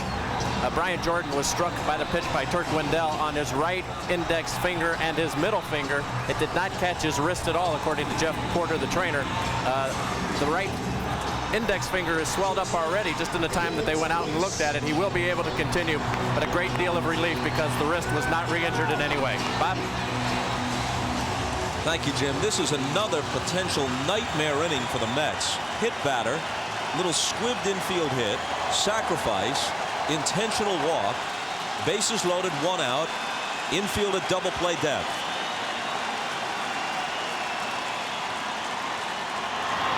And Weiss bounces it to Olerud, who's coming to the plate in time. And Piazza has his legs cut out from under him by Brian Jordan. And I know Mike was aware that Jordan was going to be running. And after you've been hit by a pitch, you want anybody out there. I mean, if you get a chance, you're going to run over anyone. And it's a clean play. I mean, you try to keep Piazza from making a double play. Good play here by Olerud. He makes sure of one. He makes sure of his throw. Now, you do not want Piazza to have a chance to come off the bag and throw back to first base. So this is what you do as a runner from third base. You want to cut his feet from under him so he can't throw. You see, he's aiming right at Piazza. He wasn't coming anyplace else, and he knocks Piazza off his feet. And that is not a dirty play. Piazza and Jordan had a brief stare down. And now Keith Lockhart will be called upon to pinch hit. Lockhart's triple in the top half of the 15th might have sent the Braves to the World Series. But the Mets rallied in the bottom half and forced Game 6. Dave Wallace comes out, and they're going to make a pitching change. They want the left-handed Dennis Cook to pitch to Lockhart, which he will do when we come back.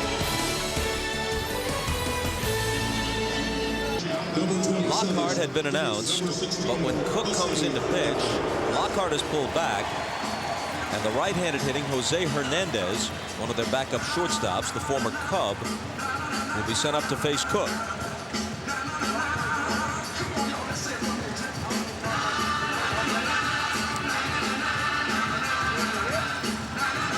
Hernandez had 19 homers this year, but he stopped hitting in the final couple of weeks of the year, and he's not as good a glove man, not nearly as good as Weiss or Guillen, so his playing time in the postseason has been limited.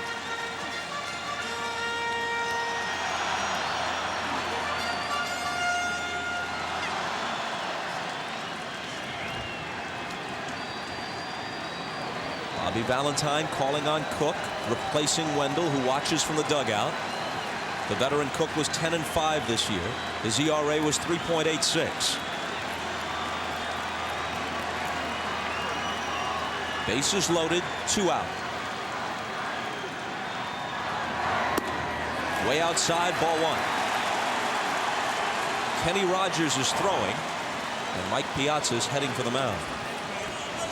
And Bob, anytime you come in relief and you have to start with the bases loaded, you have a very small margin for error. And when you miss with the first pitch, your margin for error gets smaller, because now the hitter can sit there and just look for one pitch in one zone and do something with it. So it's very difficult for, Cook to come in and quail this uprising here the Braves are trying to have. Here's his 1-0 pitch. Swung on and laced to the left. It produces 1.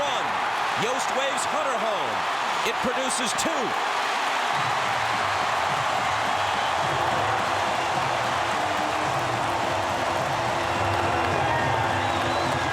Big pinch hit for Jose Hernandez. And that's what happens when you miss with the first pitch. The hitter knows you have to come with a fastball. And if you miss again, then it gets even tighter. But he looks for a fastball in his zone, and he gets it, and he rips it to left field for a base hit. So tough situation for Dennis Cook. And the Braves scored 2 insurance runs here. Listen to the third base coach, Ned Yost, waving the runners on. Come on! Come on! Come on! Come on! We gotta have it! We gotta have it!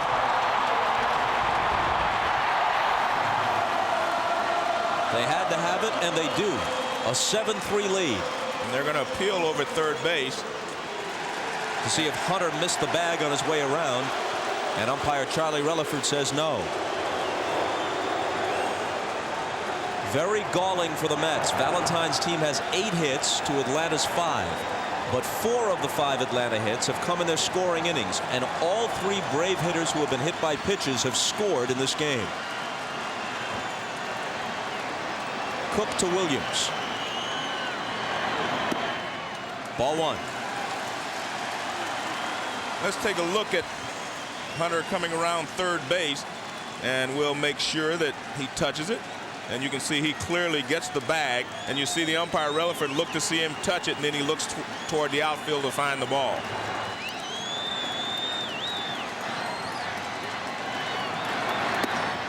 That's low. 2 balls, no strikes.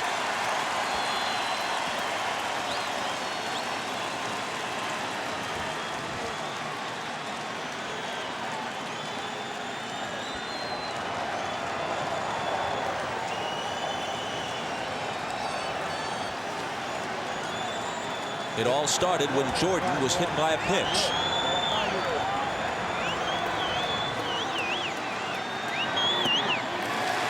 And Bob, this is the worst thing that can happen to you if you're the Mets. You claw your way back into the ball game at 5-3, and all of a sudden it's a 7-3 ball game. You give up 2 in the bottom half of that inning. So it takes all the pressure back off the Braves again. And you had put tremendous pressure on the Braves by coming in to 5-3 and still having runners at first and second. Weiss at second, Hernandez at first, and this is a 3-0 pitch, which Williams cuts on and lifts back of short. Ordonez calling and taking it. But the Mets get 3 in the top of the 6th and give 2 of them back in the bottom half. While we were away, Jose Hernandez greeted by his skipper Bobby Cox. Jose got him a couple of insurance runs, and now Cox wants to bring the hammer down. He's brought John Smoltz in to pitch the 7th. Well, as I said before, I thought the Mets had an opportunity in the 6th inning to try to tie the game. And if they could do that, they're back in the ball game for the long haul. But they were not able to tie the ball game. I felt the pressure would switch to the Braves if they would have tied the game in the 6th inning. They didn't do so. Now the Braves are 9 outs away from putting this game away. And don't make no mistake about it, I don't mean that Bobby Valentine had no alternative but to bunt. It was just something I felt would help him at that time.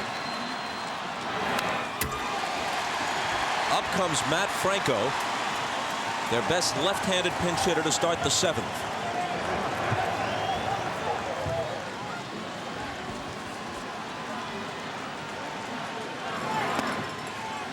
Let's check with Craig Sager. Well, I asked Bobby Valentine if he thought at all about bunting Ordonez, and he said not with 1 out. But a point should be made that Ordonez, although he's had trouble in the playoffs, he did have 11 sacrifice bunts during the regular season, which was 9th in the National League.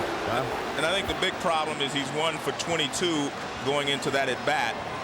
And again, I felt like if they could tie the Braves in the 6th inning, the pressure would have fallen on the Braves again. But again, that's the great thing about baseball. There are 2 or 3 different ways to handle every situation. And there's nothing to say that Bobby didn't handle it correctly. And Bobby Valentine managed a brilliant game in Game 5, the 15-inning epic at Shea.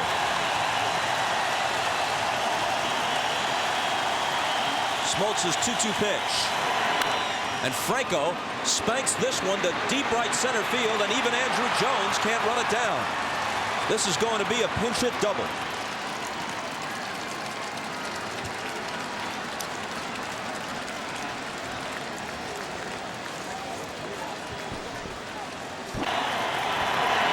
Fastball drilled, and Andrew Jones didn't have time to run this one down.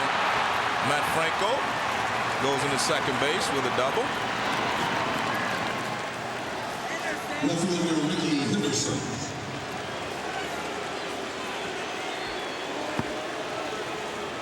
Met pinch hitters tonight. Bonilla a sharp single, Agbayani a walk, Franco a booming double.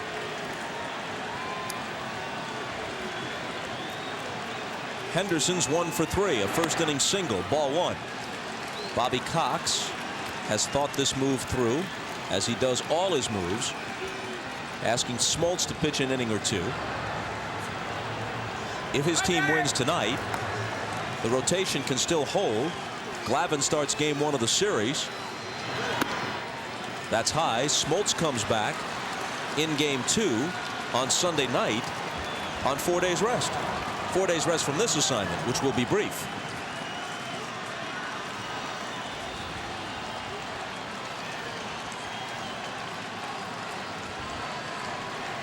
Here's his 2-0 pitch. Comes down almost sidearm and gets the strike.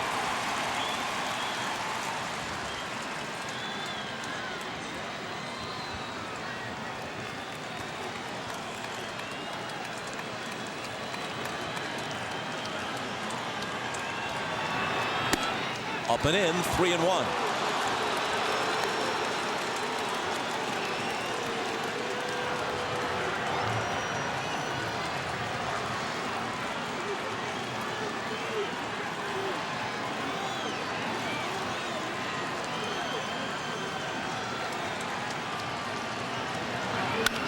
And Ricky smacks it down the left field line. That's in there for a hit.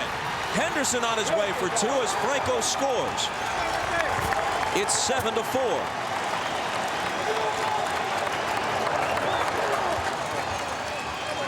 And here come the Mets again. Good job by Ricky Henderson. Following Franco's double. He takes a fastball and rips it down into the corner. Looked like it was a fastball in, and he ripped it down into the corner. And he goes into second base with a double, and Bobby knows they're only 3 runs down now with no one out here in the 7th. Alfonso, who doubled his last time up, takes a strike. The Mets have doubled the Atlanta hit total, 10-5. And New York, in truth, has hit more balls hard tonight than has Atlanta. Sliced out of play, 0-2. Prior to game 2, when he came out of the bullpen to save the game, finishing it with this called third strike to Bobby Bonilla, John Smoltz had never pitched in relief in his major league career, regular or postseason. A ball and 2 strikes. This is his 2nd relief appearance in this series.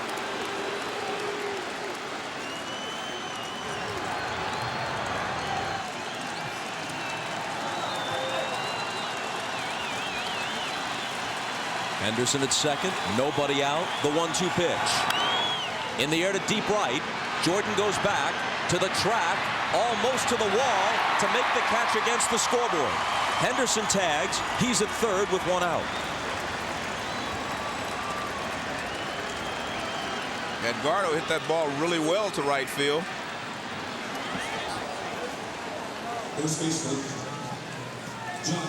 Fastball from Smoltz, which is basically all he throws when he comes in and release.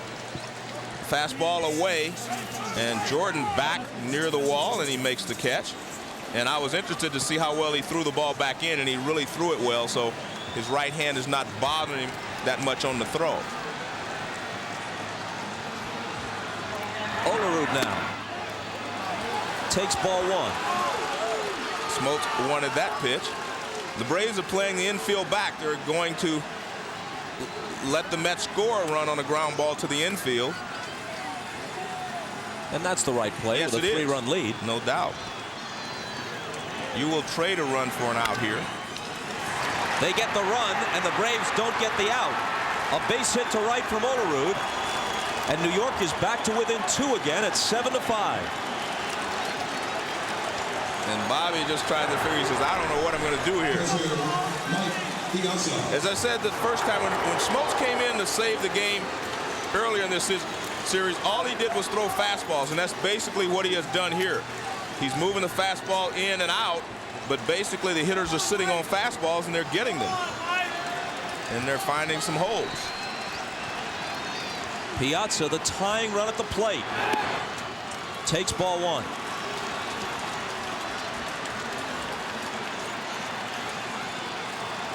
Smoltz comes out of the bullpen. Franco cracks a double. Henderson delivers a double. Alfonso flies to the scoreboard in right. Olerud grounds a sharp single to right.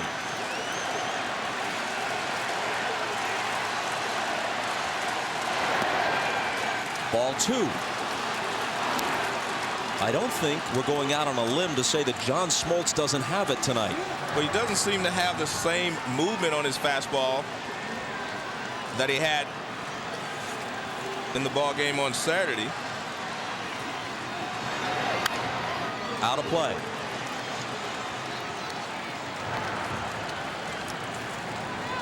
Every member of the New York Mets is up on the steps of the dugout. Not just Valentine, all of them leaning over the railing. And they deserve a pat on the back no matter what happens, because, I mean, they were left for dead by the Braves with 3 games to go. They were 2 out with 3 games to go, and they bounced back, beat the Reds, beat the Diamondbacks, and they will not die here against the Atlanta Braves. The 2-1 to Piazza. Hit in the air to deep right center. Way back. And gone! To tie the game at 7.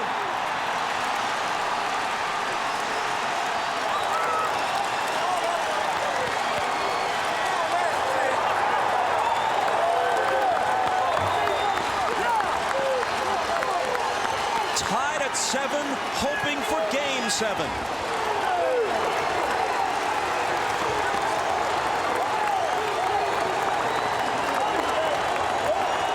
We've seen Mike Piazza miss some pitches that he normally hits. This one is out over the plate again. He goes the other way. Another fastball from Smoltz. And when he hits it, he knows that he got enough of it.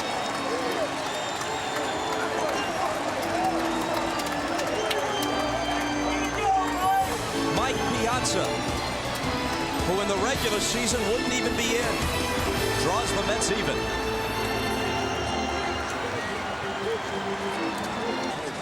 Leiter, who couldn't retire a man in the first, is now off the hook. He's among the first to greet Piazza.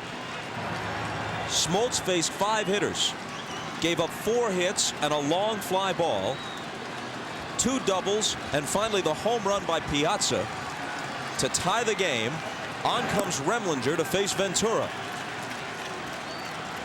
7-7 in the 7th. Unbelievable.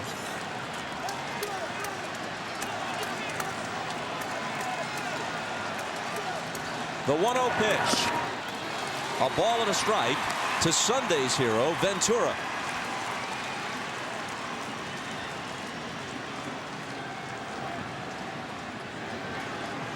Met fan Jerry Seinfeld makes the trip to Atlanta for Game 6. One of the few happy people at Turner Field right now. Certainly John Smoltz isn't sharing Seinfeld's emotion.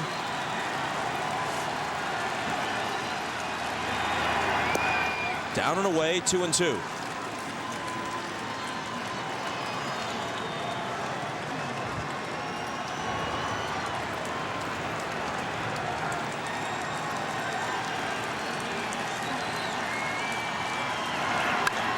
Ventura lifts one to right. Jordan goes back at the track, at the wall to take it. Man, they have hit some hard shots here in this inning. 2 barely misses. And the Mets are swinging the bats really well here.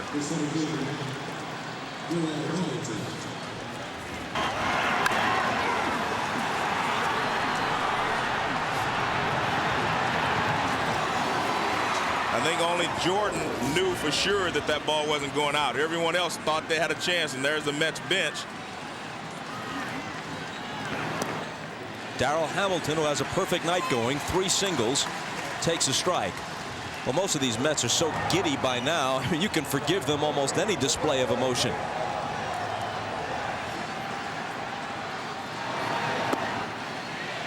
Ball 1.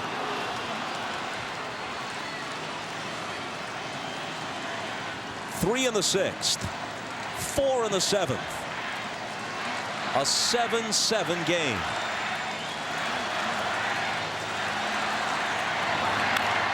Bouncing ball right side. Hunter has it. He'll beat Hamilton to the bag to end the top of the 7th. No team down 0-3 has ever forced a 7th game. The Mets have a chance.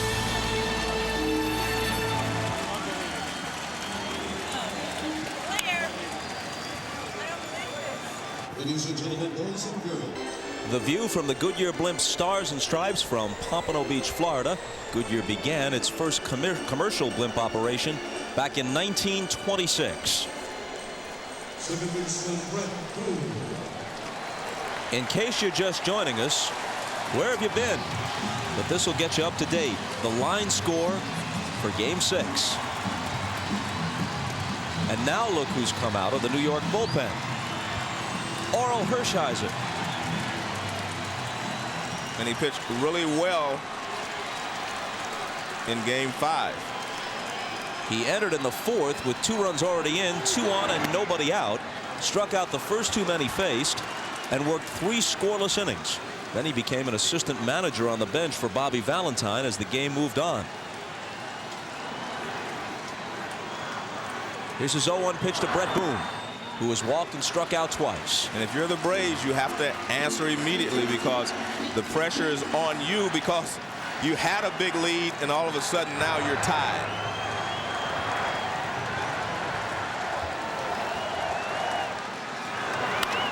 Hit toward the middle, but Alfonso hasn't played well, and Boone is retired.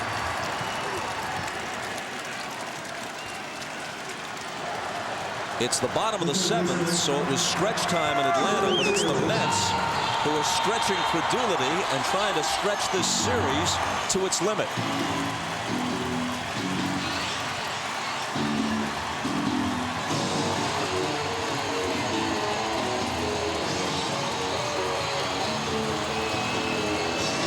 And if you're the Braves, you definitely do not want to go to a 7th game, simply because in a 7th game, a bad op here, bad bounce there, and you could lose.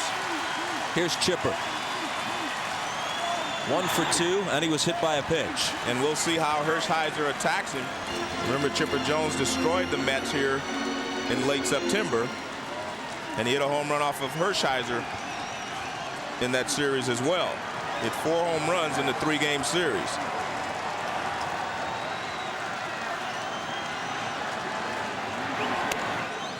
Two 2-0. Pitcher spot comes up 3rd in the 8th. This might well be Hershiser's only inning.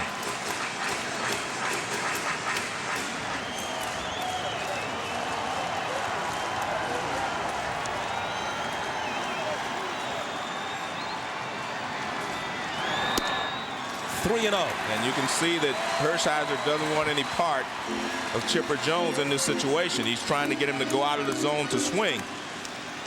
And I think Chipper is allowed to swing right here. I don't think he has the take sign on. He does swing, and he taps it weakly towards second. Alfonso to Olerud for the out.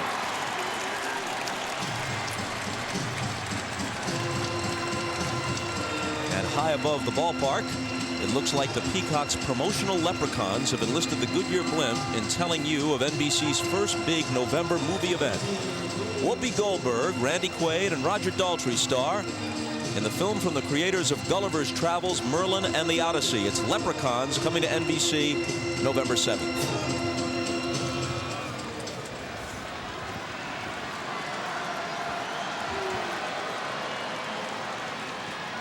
Hershiser to Jordan, first pitch swinging, fly to shallow right. Agbayani takes it, and we go to the 8th, tied at 7.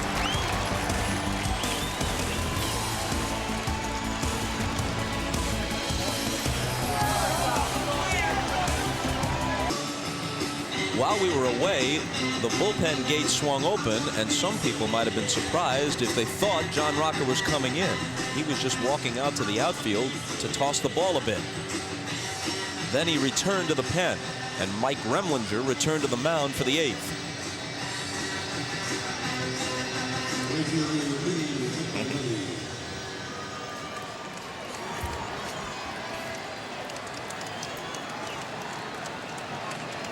Orel Hershiser did his job. Set the Braves down in order in the bottom of the 7th. Now looking for their first lead of the night. The Mets start it with Agbayani, who takes a ball.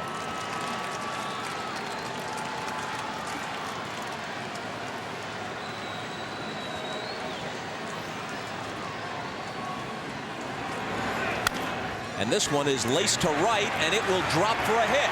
Agbayani rounds first, and Jordan guns it in behind him, but he skips back. Well, the Mets are picking up where they left off last inning. He actually hits this off the end of the bat. and it flares down the right field line for a base hit. And he's thinking about going to second, but he realizes I can't get thrown out leading off the inning here. Watch this, right off the end of the bat. And Jordan does a good job of hustling in to pick it up and keep him from going to second. And he fires behind him, but not in time.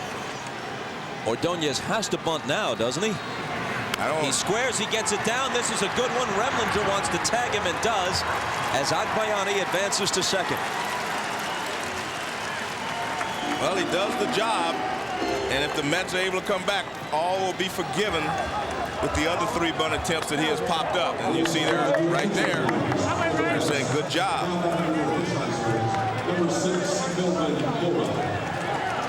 Now with the left-hander on the mound, Valentine tabs Melvin Mora as his pinch hitter. In truth, he has only right-handed bats left. The 2 he hasn't used now are Sean Dunston and Todd Pratt.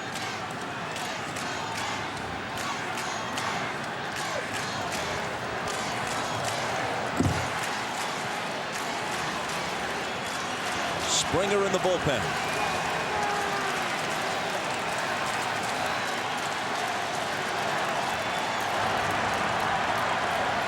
None of Bobby Cox's pitching moves has worked out well tonight. Now the 27-year-old rookie from Venezuela, Melvin Mora,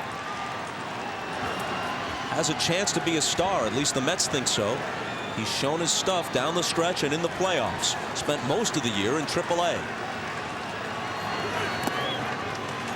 He takes low. Here's what he's done in this series. And the more you see him, Bobby, the more you like him as a player, because he has the ability to do a lot of little things that help you win. He runs well, plays good defense, has a good arm, and he swings the bat pretty well. So he's going to be a valuable asset to the Mets in the next few years.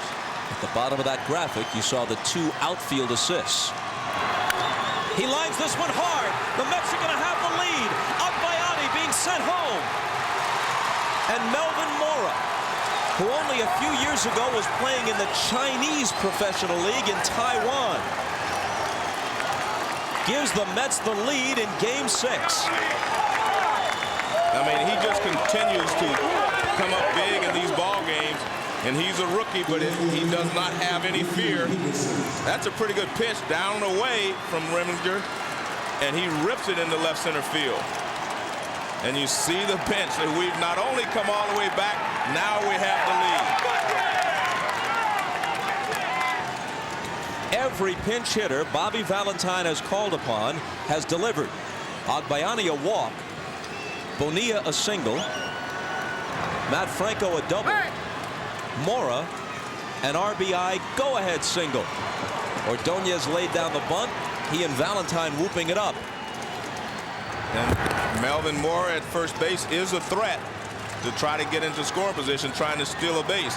And you see Ricky Henderson and looking down at Cookie Rojas along with Melvin Mora. They're trying to get Ricky's attention to make sure he knows what Bobby wants them to do at this point.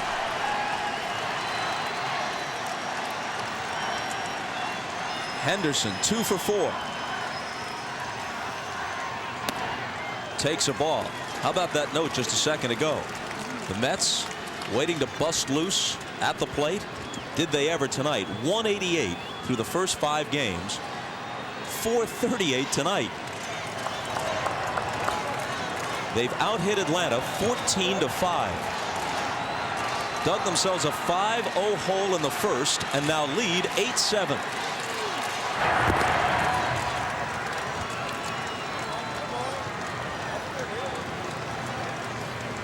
There's Mookie Wilson talking to Melvin Mora, trying to help him to read Remlinger's pickoff move.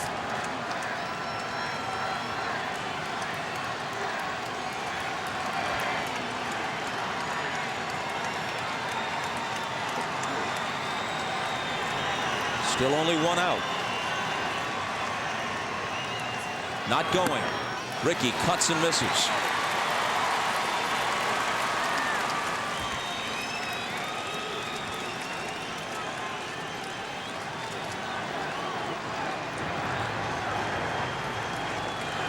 This is a big league baseball game right here. I mean, this is really a big league baseball game. And what was Sunday night? You're right, it gets better. Man. Remlinger's 1-1 pitch to Henderson. A ball and 2 strikes to Ricky. To be honest with you, Bob, I like this one better than Sundays because I've seen some line drives, I've seen some guys run around the bases, and I've seen hitters do their thing.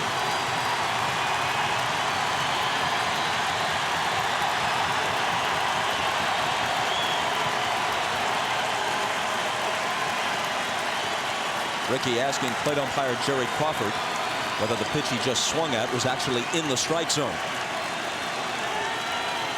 Now the 1-2. Morris not going, and he bounces it up there, blocked by Perez. I don't know why Ricky asked him that. He only agrees with him half the time anyway. Ricky is a man of his own devices and thought patterns.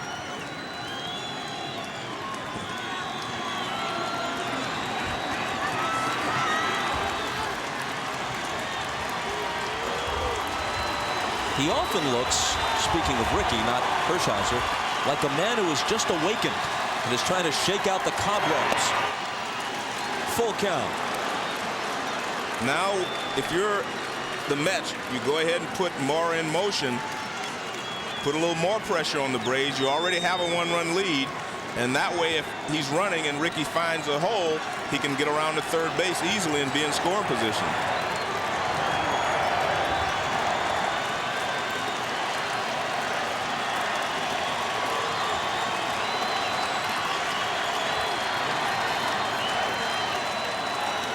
He goes, but time was called. And it was ball 4, but Ricky called timeout because the pitcher was holding the ball too long. Here's Ricky waiting. Now he says ask for time, but he's ready just in case Jerry Crawford does not honor his request.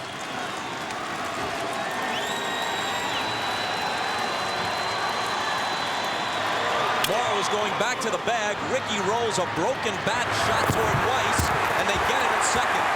And the fact that Ricky called timeout cost him in that situation, but he wasn't comfortable at the plate, so he called timeout.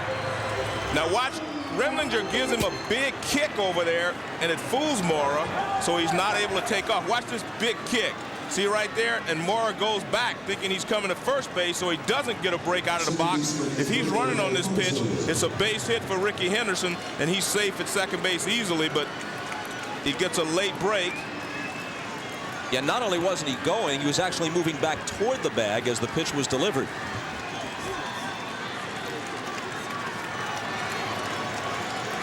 Up steps Alfonso. Ball 1 to him. Well, you have to give Remlinger credit there because he gave him the big motion like he was coming to first base and froze Mora. In fact, you mentioned he was going back.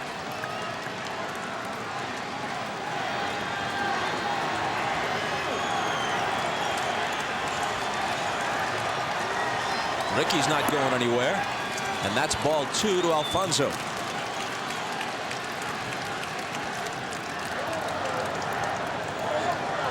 The Yankees finished off the Red Sox last night. They might have been thinking about packing for Atlanta. Not so fast.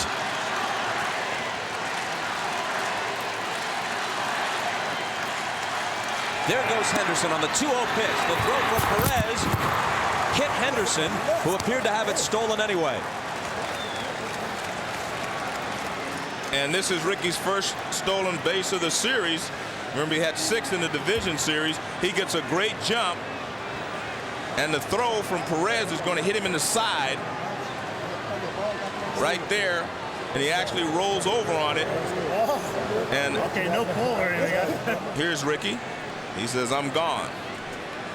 Good start there, and he beats the throw it easily at second base. Tough pitch to throw on for Perez, a ball down low. He comes up and fires, and Ricky's there easily. A most uncomfortable stolen base.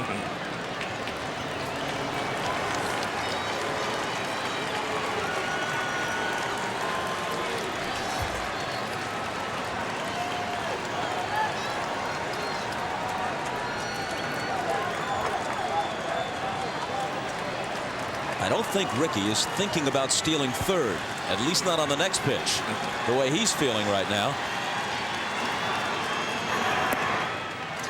3-1. And if you're the Braves, you're not going to give Edgardo a pitch that in the zone that you think he can handle. You'd rather try to get Olerud out, even though he's been swinging the bat well also. He walked him. And as Alfonso heads for first, we head for Craig Sager. After losing the first 3 games, Bobby Valentine told his players that someday a team will come back from a 3-0 deficit. Why not us? This afternoon, as the Mets arrived at the clubhouse, they were greeted by a handwritten reminder from their manager, why not? And his players are believing. Bob?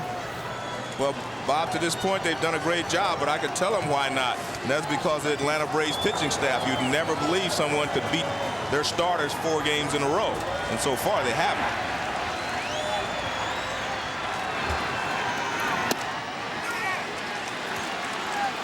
They want him to check at third. They do. And Charlie Rutherford said that Olerud went around. Strike 1.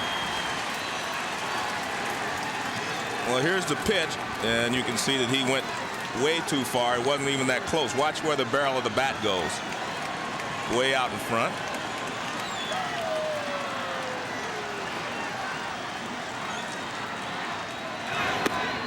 Strike 2. Well, no team has ever lost 4 in a row after being ahead 3-0. But lots of teams in the playoffs or World Series have lost 4 straight games. Just ask the Braves, who were up 2-0 on the Yankees in 1996 and lost the next 4 in a row.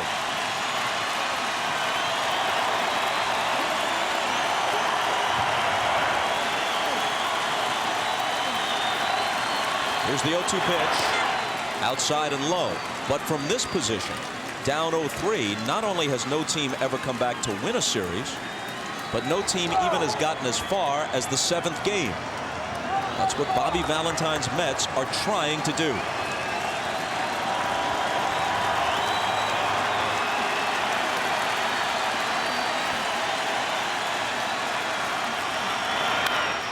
Olerud goes the opposite way. Gerald Williams goes back and has it.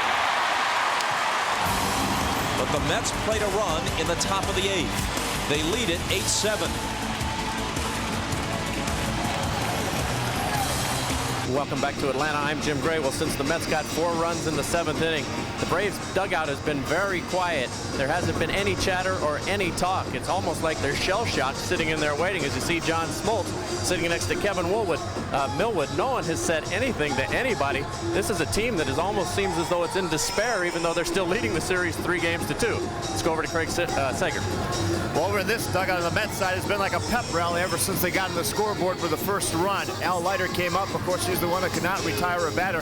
He gave the team a lift as he came back out of the clubhouse. And then Oral Hershiser moments ago grabbed my scorebook. He said, I was warming up. It was 7-3. I didn't know how we scored. I just heard people say 4, 5, and then they tied it. He said, this is really exciting. And of course, Bobby Valentine leading the way just came over and said, boy, this sure is exciting. So they're pumped up over on this side. Bob? You know, it really does make almost no sense. But that's what they have done in September after almost coughing up the wild card, losing 7 games in a row, losing 5 of 6 head-to-head to the Braves. Benny Agbayani moves from right field to left. Melvin Mora, who delivered the pinch single that gave them the 8-7 lead, stays in the game and plays right. John Franco is the new pitcher. He takes Ricky Henderson's spot in the batting order, the leadoff spot, and Ricky is out of the game. So they trail by 2 games with 3 to play in the wild card chase. They sweep Pittsburgh. They win the wild card playoff game. They go down 0-3 in this series to the team that clearly has been the National League's best for a decade. And now they're on the verge of evening the series, but they need 6 more outs to do that. Franco to Andrew Jones, strike 1. But if you're the Braves, you have to do something very quickly here, because if you get 2 outs here in the 8th inning, you're probably going to see Benitez, and they have not been able to touch him. And there he is warming up, and I'm sure Bobby would bring him in here in the 8th inning if there's only 1 out, or maybe even with 2 outs in the 8th inning. Well, he's got the lefty, Franco, on the mound. They have 3 straight right-handed hitters scheduled, and then a switch hitter, Walt Weiss, behind them.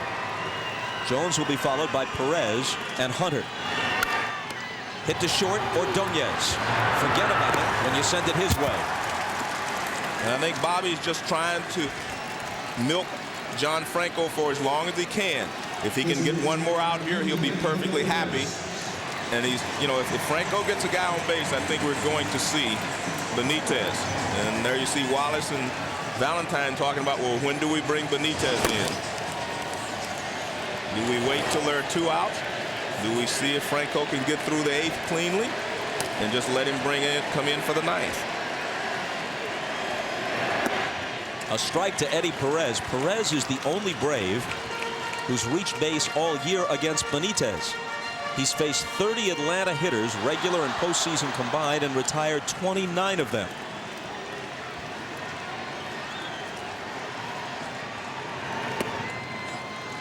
Inside, 1-1.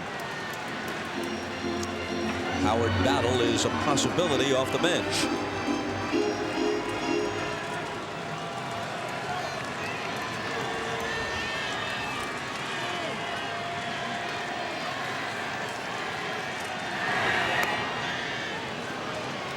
Mike Piazza wants Jerry Crawford to check it first, and Crawford says, no, I don't need any help on that one. That's a ball. Well, just watch the barrel of the bat. Do not watch his hands or his shoulders or anything. You can always just watch the barrel of the bat. That's what the umpires at first and third watch when they're called upon to make that call. That's a strike, although Perez reacted as if it was inside. But we've seen a different John Franco these last 2 appearances. He normally sinks everything away from the right-handed hitter. We've seen him use a cut fastball. We've seen him come inside on the right-handed hitter. So their game plan is to go up there and get something out over the plate and shoot it the other way. And he is fouling them up by coming inside every once in a while. And this ball is whacked to left for a hit. And Eddie Perez just continues to have the hot bat.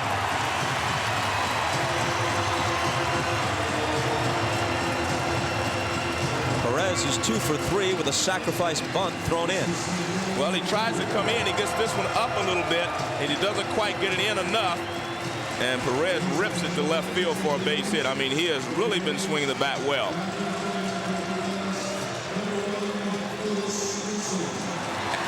And as soon as Perez reaches first base, Bobby Cox decides to make a move, and he sends Otis Nixon in to run for him. There's Otis.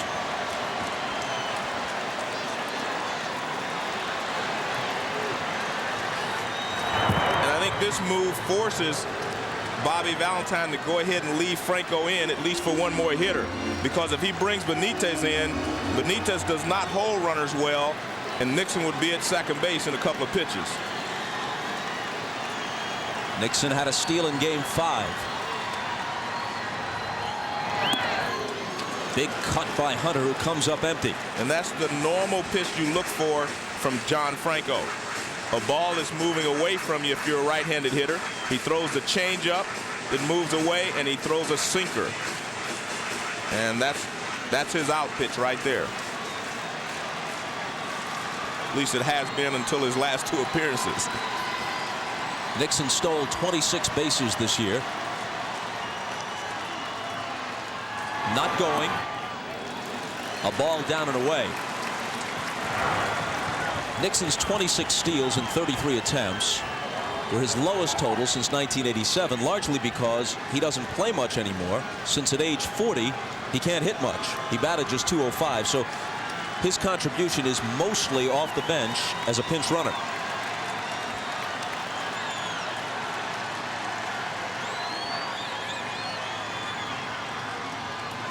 He bluffs the go, and Hunter taps it foul.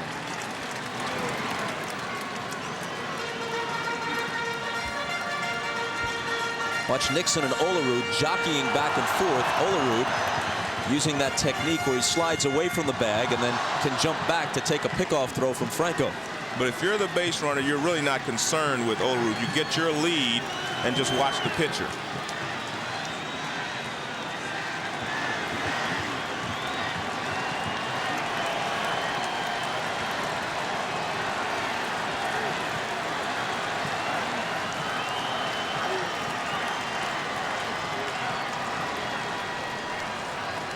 Not going. Inside 2-2 to Brian Hunter, who doesn't have an official at bat tonight. He had a sacrifice fly for the 5th run in the 1st, walked and stole a base in the 4th, and then was walked intentionally in the 6th. And we saw Pat Corrales, the bench coach, say, why don't you just turn into this one? Watches a fastball in, and he turns away, and Corrales was warning him to take one for the team.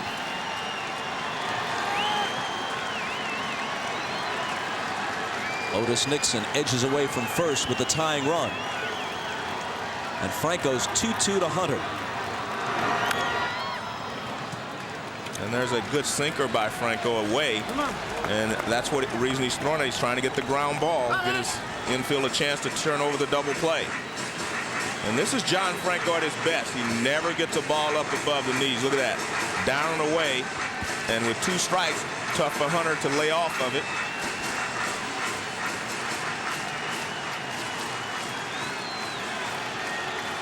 Rocker getting ready. But it's the Mets who have the lead. Howard Battle is on deck to hit for Walt Weiss. Another 2-2 pitch. There goes Nixon. Here's Piazza's throw. It skips into center field. Otis gets up and continues to third with 1 out.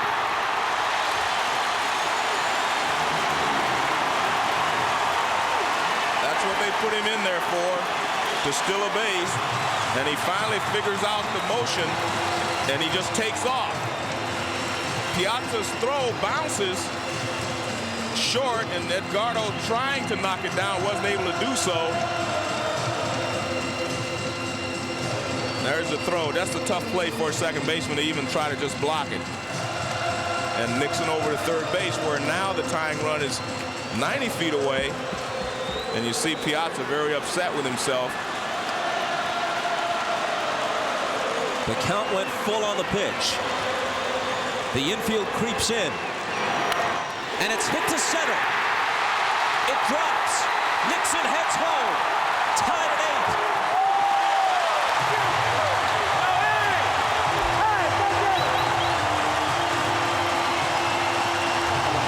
8. It doesn't get any better than this. I mean, guys coming through and getting the job done this late in the ball game. Nixon stealing the base. Hunter driving him in with it's just beautiful. This is look at this pitch from Franco way off the plate outside, but you see Hunter goes out and gets it and finds a hole in right center field. Excellent hitting there by Brian Hunter. Watch, this pitch is way off the plate. Look at Piazza reach out there for it. Line drive into center field, base hit, and we're tied at 8.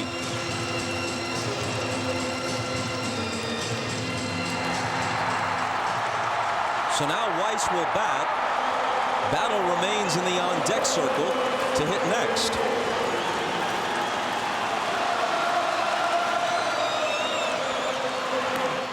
Looking to bunt with 1 out and taking ball 1. Let's go to Jim Gray. All right, thanks, Bob. Well, originally Battle was going to hit for Weiss, but when he saw what Hunter was able to do and the run was driven in, Bobby Cox came all the way out of the dugout, nearly ran to home plate to bring Battle back, so Weiss will stay in the game. Up to you. Thanks, Jim. Franco works 1-0. Weiss bunts foul. And you know, a lot of people just do not like to bunt with 1 out. But Bobby Cox is saying right here, I'm going to bunt him to second base. I'm going to take that 1 shot. And if I can get it done, then I'm going to bring John Rocker in to finish this ball game off. And I like what he's doing here. I think you have to give yourself a shot to win this ball game.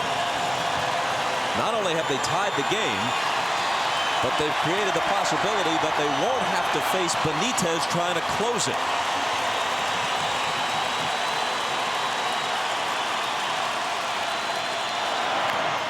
Weiss gets the bunt down.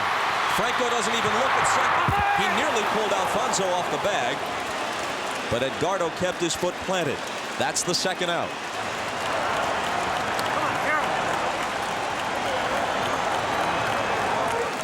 Well, with one out, Weiss is still going to bunt. He puts the winning run in the Braves' mind into scoring position. And Bobby Cox has exactly what he wants here. He wants to take a shot. As we see a good play there at first base by Edgardo to stay on the bag. But Bobby wants to take a shot here at winning the game. And you see him saying off the bag, but a good job by Edgardo to stay on the bag. And a good job by Weiss to move the winning run in the Braves' mind to scoring position. So up steps Howard Battle, career minor leaguer. 9 seasons on the farm. 17 big league at-bats in 1999. And Bobby had some big hits for the Braves, 2 game-winning hits during the season. Swings on the first pitch and fouls it off. He was 6 for 17 in the big leagues. 1 home run, 3 for 8 as a pinch hitter.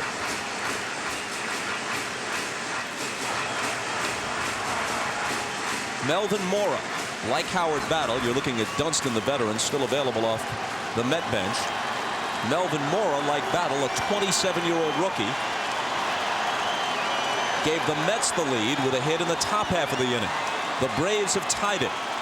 Battle trying to untie it. Way outside, 1-1.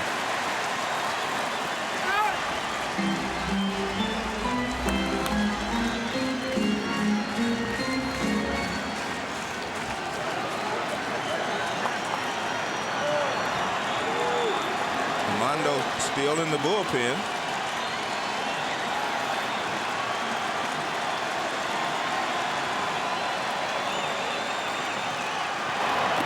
Swing and a miss. 1-2.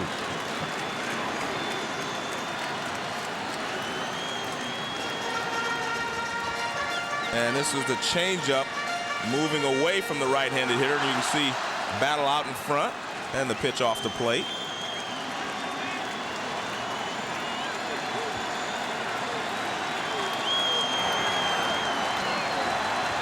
Hunter away from second with 2 down on the 1-2 pitch. Struck him out. Down goes Battle, and the battle itself moves to the 9th.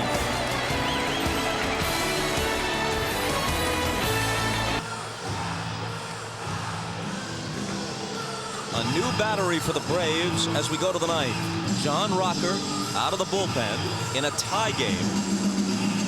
After Eddie Perez singled, Otis Nixon ran for him and scored the tying run. So that brings Greg Myers on as the catcher. Now on the bench, Eddie Perez, who has had a heck of a series, was very disappointed about being removed, and Andres Galarraga was one of those trying to calm him down. But the move paid off for Bobby Cox. Nixon stole second, Piazza's throw went into center, and Otis moved to third, then came home on Hunter's single. But no one wants to come out of this game, Bobby. This is a great game. This could be the clincher for the Braves, so you definitely do want to come out. I think it was the right thing to do because it kept Benitez out of the game by putting Nixon at first base as the pinch runner. Piazza starts it in the 9th.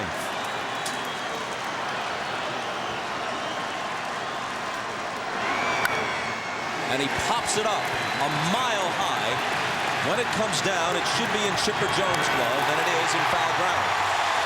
Big out right there for John Rocker. Because Piazza was starting to get the barrel of the bat out front. And you'll see that he gets the barrel out front here. He was having trouble doing that before. They were throwing the fastball by him. You see he just extends a little bit too far to get to it and pops it up.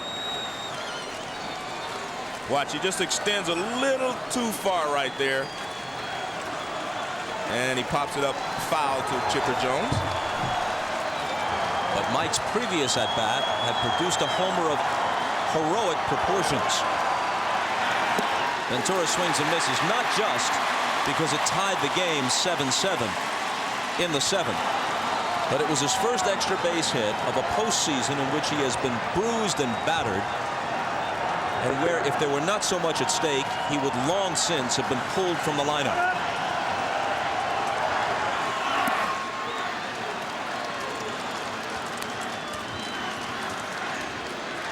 As Jim Gray reported before the start of the game, John Rocker was involved in an automobile accident. He wasn't hurt. His car was totaled yesterday on the off day.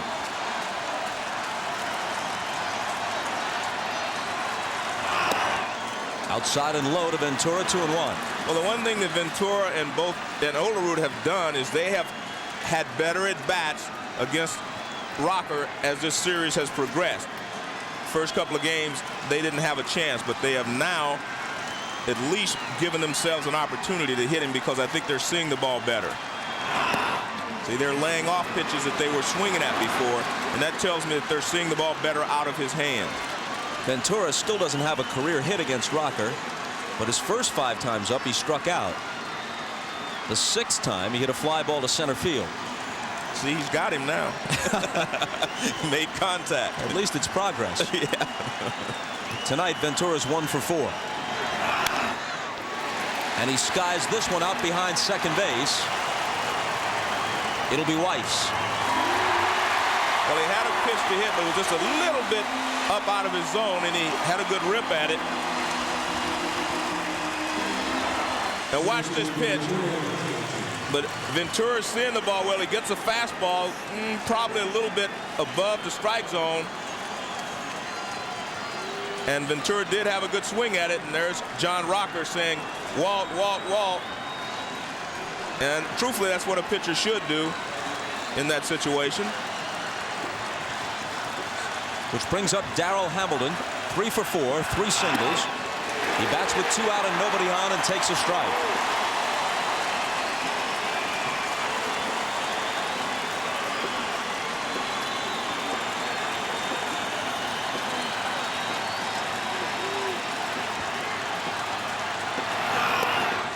One and one. Atlanta has the top of the order due in the bottom of the 9th.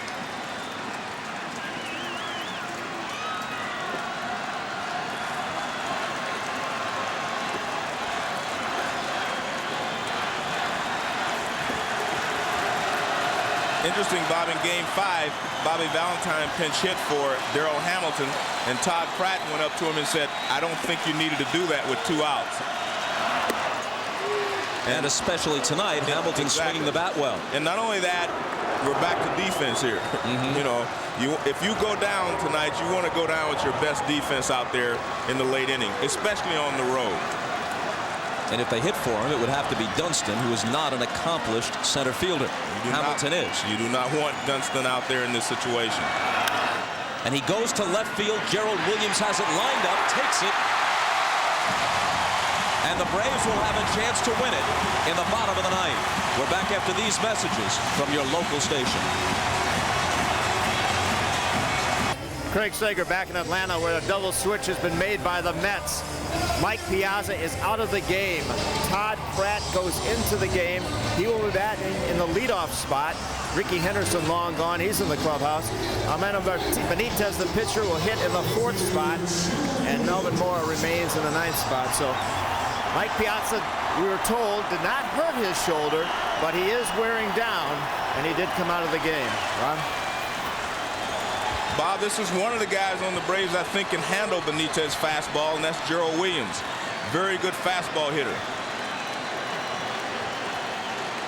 He'll be followed by Brett Boone in the bottom of the 9th.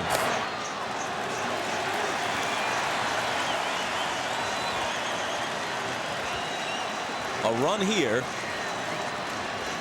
eliminates the Mets and sends the Braves to the World Series against the Yankees. But they'd have to get it against a man they've been unable to touch all year. Not only have they never scored on Benitez in 1999, they've had only 1 base runner in 30 at-bats against him. And he's out of the ball game.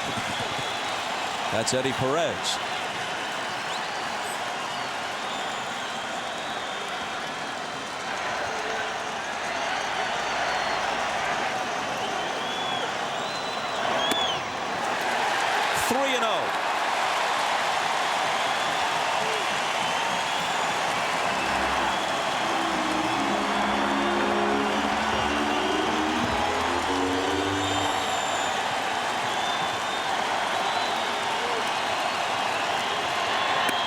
Taking all the way right over the middle.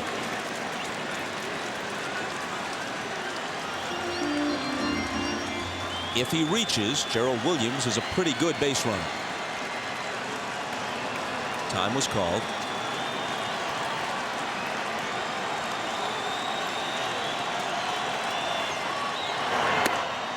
Got the inside corner, although Williams was already strolling to first. Well, Williams was taking all the way. He's trying to do anything he can to get on base here. And he was taking this pitch all the way. Well, it looks like it got the inside corner. The 3-2. Fouled off.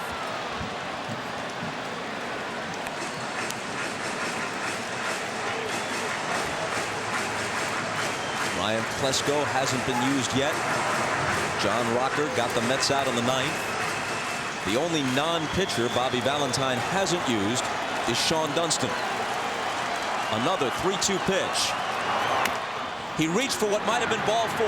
Ventura has it. Pegs quickly to Olerud to retire Williams. No doubt that was ball 4. Actually, it's the first pitch that Benitez threw that acted like a sinker. The other one's tailed in. Now watch, this ball really goes down. It is a sinker. And you can see it's well below the knees when Gerald Williams makes contact with it. And a good play by Ventura because Williams runs well and he has to wait for this ball to come down. And he gets rid of it quickly and accurately.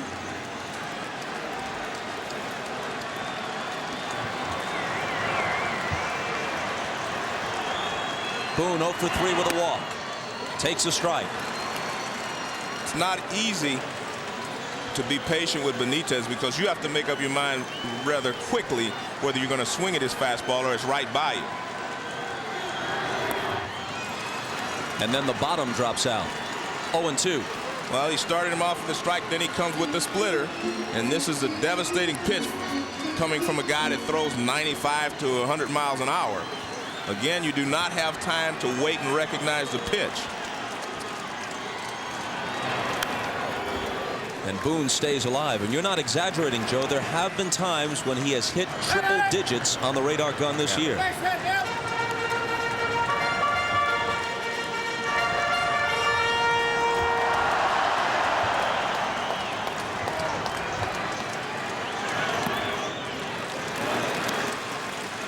One and two.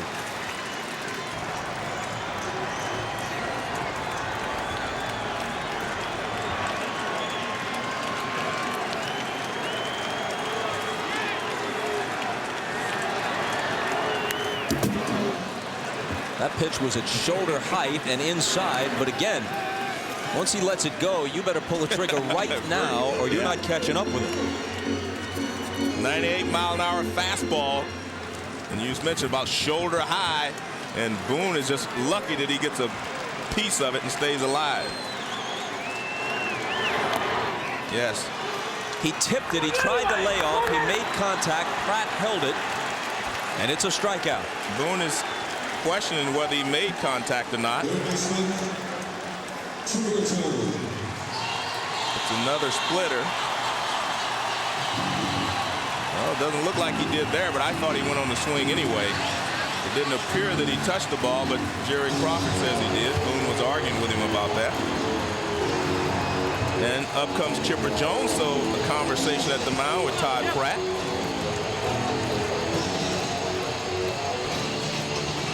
Jones was hit by a pitch as part of Atlanta's 5-run first. He later singled and stole a base. Overall, he's 1 for 3. He hit 45 regular season home runs. Hasn't touched one off in the postseason. Ball 1. And one thing you have to remember, if you go ahead and pitch around him and maybe even walk him, he can steal second base. 2-0.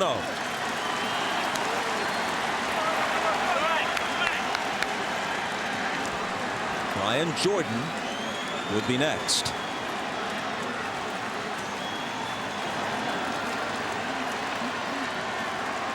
Hitter's pitch. Taken for ball 3. Well, he threw him a splitter. He didn't give in and go after him with a fastball. This is not his fastball. Chipper's sitting fastball, I'm sure, and you can see there's a splitter outside for a ball. He could have a green light. We'll never know. Ball 4 misses by plenty. And I don't think there was any doubt they were going to try to let Chipper get himself out if he wanted to swing. But now you put yourself in a situation where Chipper Jones can steal the base off Benitez and get himself in the scoring position.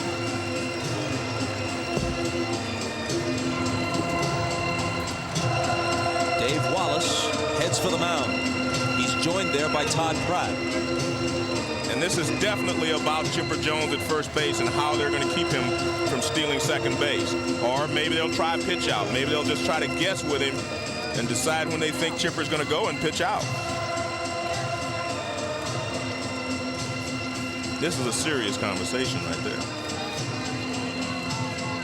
Any pitch could be the last of the Mets season. What they've done in this series and in this game has been nothing short of amazing. But they're in a sudden death spot. An extra base hit here sends the Braves to the World Series in all likelihood, with Jones running at first and 2 out.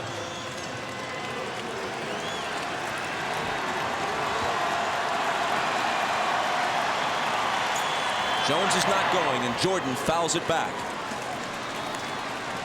And because of all of his injuries, you know, the injuries to Piazza, you know, Todd Pratt probably at this moment is throwing better than Piazza would be. The Met outfield is very deep, looking to prevent anything from getting in the gap. There goes Jones. The pitch is taken. Pratt throws. It's high, and he steals it. And you have to give Brian Jordan a lot of credit there. He takes this pitch to give Chipper Jones a chance to get in the scoring position. He doesn't swing at call strike 2, and Chipper steals the bag. Now let's see where this pitch is. The Braves are yelling, but that is a strike, and Brian Jordan took it. He gave his teammate a chance to get in scoring position. But he's down in the count 0-2.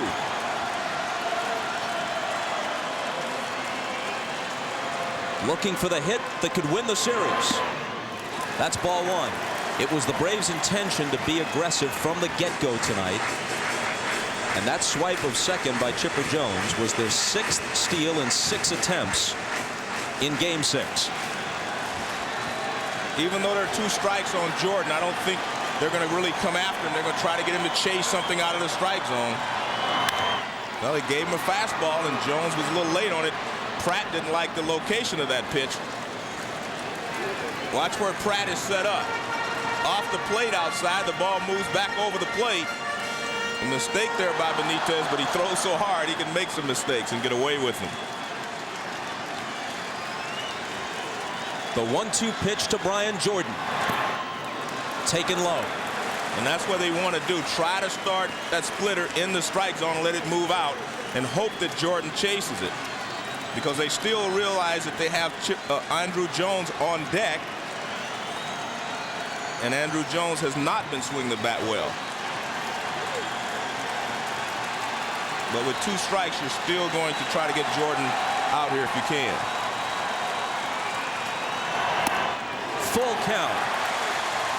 Now remember, with first base open, you might be saying, why not just walk Jordan? The only run that matters is Chipper Jones at second, with Andrew Jones an easier out at this point on deck. But Jones didn't get to second until the count was 0-2, and at that point, you're not going to walk him. No, with 2 strikes, you try to make a pitch. Now the 3-2 pitch. He went around, and we're going to extra innings. Good pitching there by Benitez. Armando struck out 2 in the inning. On to the 10th. Well, the Mets decided they were not going to give Jordan anything to hit. They threw him 3 splitters to try to get him to chase one, and right here at 3-2, he chases one finally. He laid off as long as he could, but 3-2, he definitely went, and it was ball 4. And the Mets are still alive. Good pitching there by Benitez. Well, extra innings. We haven't done this in a while. Agbayani starts it in the 10th and can't catch up with Rocker's heat. Now the question becomes, how long do you stick with Rocker and Agbayani? And Benitez. Well, if you're Bobby... Agbayani's not pitching, is he? No. At least not yet. Well, we have to remember Bobby Cox still has the luxury of thinking about a 7th game.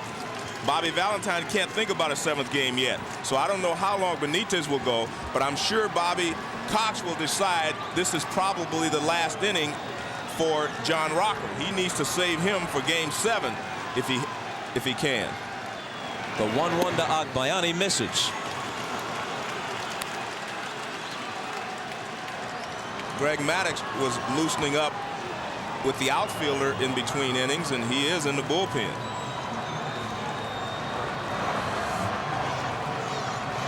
These are the pitchers who are unused to this point.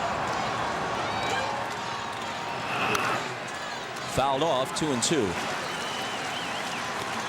The 3 remaining in Bobby Valentine's bullpen have all at various times been starters. So if this game goes on and becomes a marathon like Sunday, he's got the guys he wants in that respect.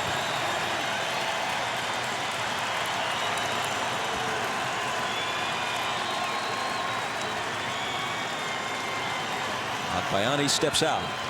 Greg Sager told us from downstairs that Bobby Valentine told him that he thinks Armando Benitez is good for only 2 innings tonight.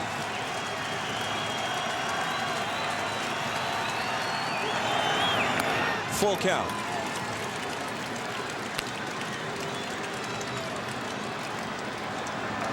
Piazza's homer tied it in the 7th.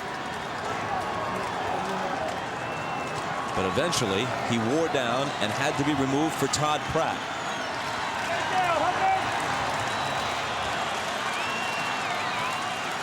The 3-2 pitch is taken for ball 4.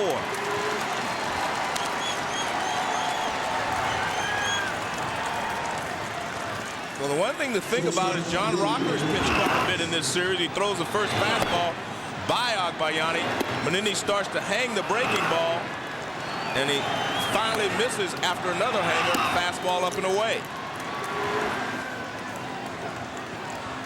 Another sacrifice spot for Ordonez, who laid one down perfectly in the 8th. Just ahead of Mora's pinch single, which gave the Mets an 8-7 lead. Atlanta tied it in the bottom half. That's where we are now. He squares. It rolls foul up the first base line.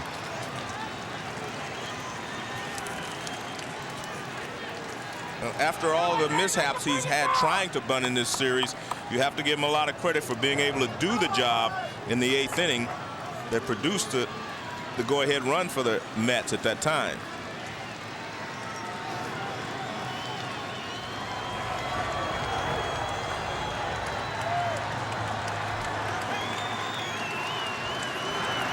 Agbayani at first, despite his heft, is not slow.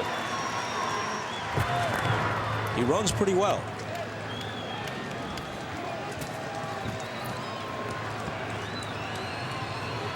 Well, we saw the Mets take advantage of Rocker in game 5. They just took off on him because he doesn't have a great move. What he tries to do is he'll step off, he'll do a lot of different things, but he doesn't have a great left-handed move to first base.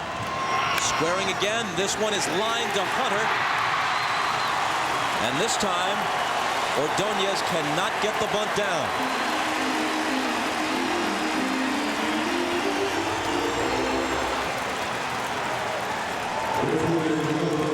Well, Ordonez, after doing a great job in the 8th inning, and you see Hunter coming charging in. He's flying in. And he gets there in plenty of time. No chance to make a throw at first base anyway as Agbayani went back.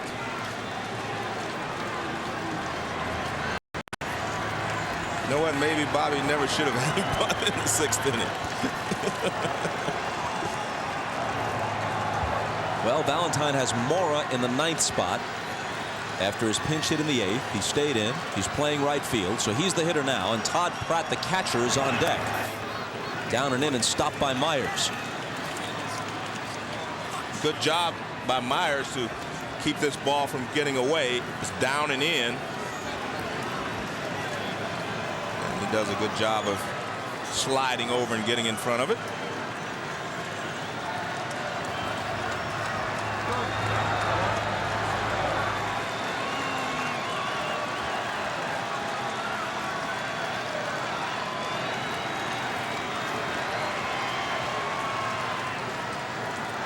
Rocker steps off.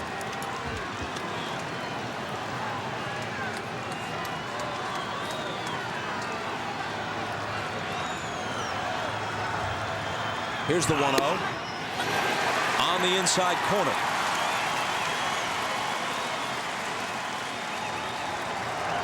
Let's take a look at this fastball on the inside corner by Rocker. And we can see when it crossed the plate, it did have some of the plate, but the catcher Myers had to reach inside to get it.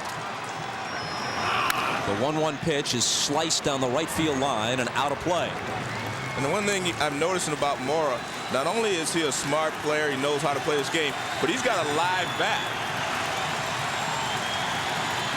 His bat, the ball kind of jumps off of his bat. And right there you can see very good extension by Mora. He spent 6 years in the Astros chain and became discouraged when he didn't get a shot at the big leagues. Contemplated quitting baseball.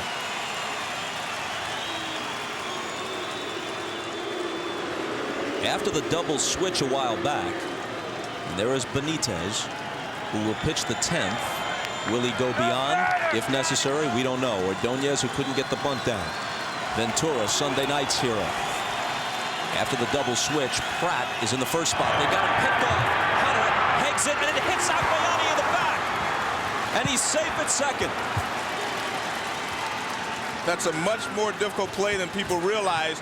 He picks him off, but by the time Brian Hunter gets the ball, Agbayani is close to second base. So he takes off. Now look, he steps in so that he has a better angle, but look how close he is to second base. It's almost impossible not to hit him unless you throw the ball over his head. Now watch when he gets the ball. See that angle? Not enough angle. He hits him. Weiss did a good job of getting on the inside to give him the target, but Hunter wasn't able to get the ball to him on the inside of the bag. That should be a stolen base.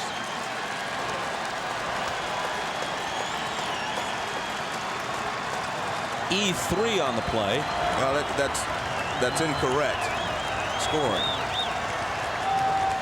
Meanwhile, Bobby Valentine popping up and down, and here's the 1-2 to Mora. He lines it to center. It's in for a hit. Agbayani is stopped at third by Cookie Rojas as Andrew Jones fires it back in. Runners at the corners with 1 out, and Melvin Mora continues to make a name for himself in this postseason. Excellent player. Rocker tries to sneak a fastball by him. He got one over the outside corner and he ripped for a base hit last time up. This one is on the inside corner and he rips it back through the middle. Andrew Jones was playing shallow. He had a shot at Agbayani, but Rojas stops him.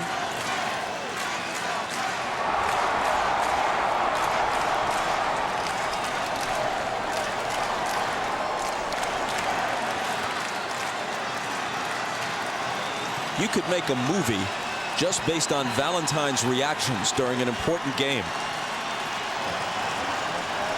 One of the most expressive faces in baseball. And here's Pratt in yet another spot where he has a chance to be an unlikely hero. Rocker deals. Strike one. Well, the Braves are going to play back for a double play. They figure if Pratt hits it on the ground, it should be a double play. Catchers obviously not known for their speed. Do you think about letting Mora run from first to erase the double play and set up a second run? Not going. I don't think you do that unless you get 2 strikes. I mean, it's a risky play. I mean, it's something that you can do if you want to be aggressive like that, true. Because Rocker doesn't have a great move, but something like that could backfire on you. And you have a guy, Todd Pratt, who's been swinging the bat well, and you may want to give him an opportunity to drive in this run. Pratt's walk tied Game 5 in the 15th. He's ahead on the count now, 2-1. His homer, as you all know, won Game 4 of the division series against Arizona and vaulted them into the LCS against the Braves. Had some success. He's had 4 at-bats against Rocker, 2 base hits. So if you're Bobby, you're saying, hey, I'm going to let him swing at least until he gets 2 strikes before I send the runner. Couldn't catch up with it. 2-2. Well, he went out of the strike zone. He was patient for 2 pitches, but this is a fastball up and out of the strike zone. And he goes up there and tries to get it.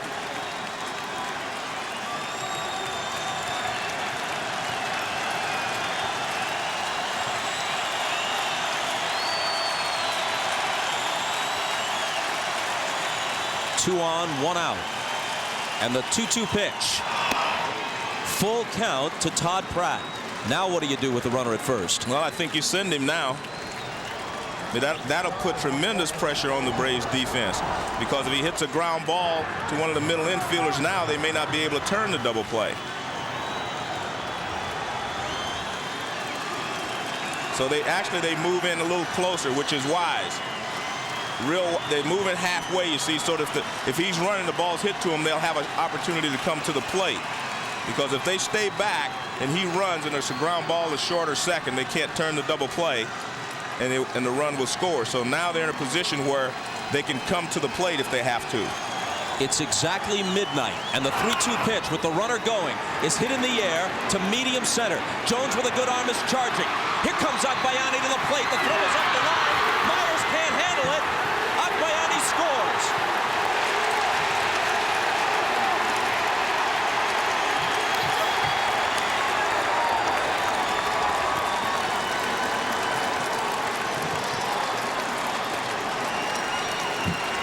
Well, Todd Pratt gets enough of this and hits it into center field, and it puts pressure on the defense, because an accurate throw would probably get Agbayani, but you have to get rid of it quickly, and you'll see that the ball beats him, but it's up the line.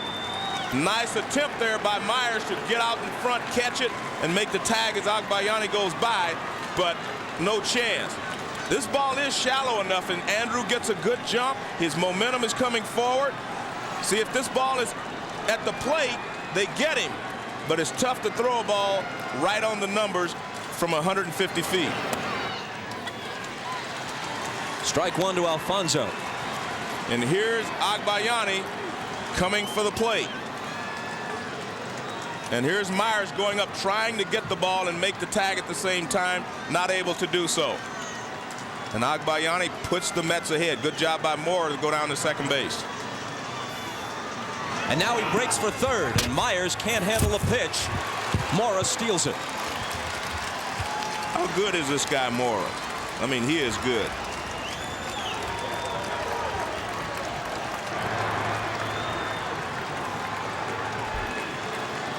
Well, you see, Rocker only checked him once, and Mora took off actually before Rocker started his motion to the plate.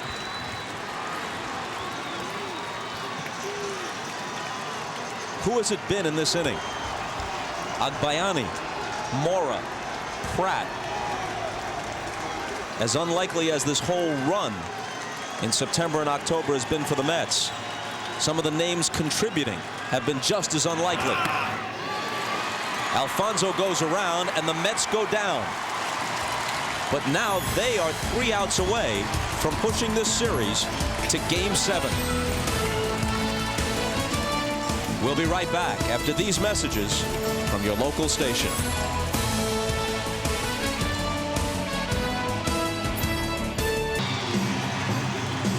In a long big league career, Orel Hershiser's seen a lot, but even his heart is aflutter as he indicates over what's happening in this series. John Rocker whispering in the ear of his pitching coach, Leo Mazzoni. Bottom of the 10th, Andrew Jones to start it. And you can see right there, Benitez starts him off with a splitter. He does not like to throw Andrew Jones a lot of fastballs. Andrew Jones, a good fastball hitter, middle of the plate in. And when you're young like he is, you have good eyes, you can hit anybody's fastball. Up and in, 2-0. Greg Myers, who took over behind the plate for Eddie Perez, is on deck. Pretty good left-handed hitter.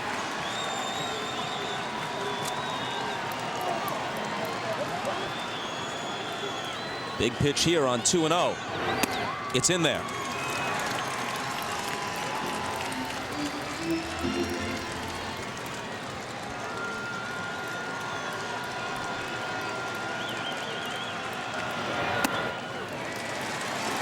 3 balls and a strike. Well, I think you're going to see Andrew Jones hitch it up right here and look for a fastball middle of the plate in. And if he gets it, he's going to see how far he can hit one. He cleared the fence 26 times in the regular season. He's done next to nothing at the plate in the postseason. Bluffs the bunt. He was taking all the way. Full count. Now that shocks me, but maybe he's got a better game plan. We're about to find out.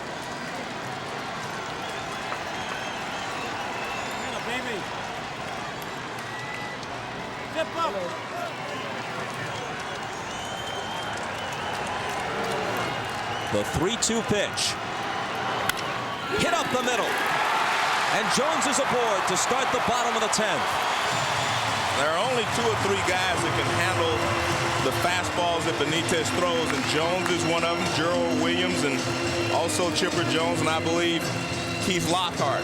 You have to be a good fastball hitter to handle his fastball, and Andrew Jones right back through the middle. Good job by Jones. I'm still surprised that he took the 3-1 fastball, but he was trying to get on base, and he does the job.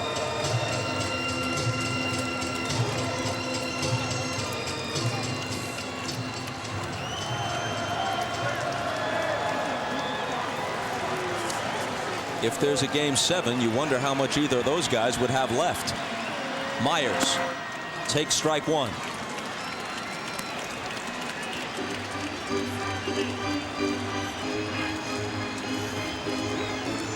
Everyone thought Myers was going to be bunting, but he wasn't. And here's the situation. I think Andrew Jones could steal second base off Benitez. He doesn't hold runners that well.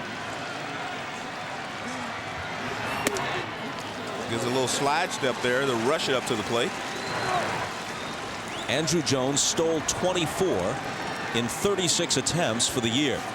A ball and a strike to Myers, who hit .265 with 5 home runs between the Padres and the Braves this year. They picked him up at midseason to back up Eddie Perez following the injury to Javi Lopez. Myers has seen the postseason before with the Blue Jays in the early 90s and with the Padres last year when they went to the World Series. 2-1.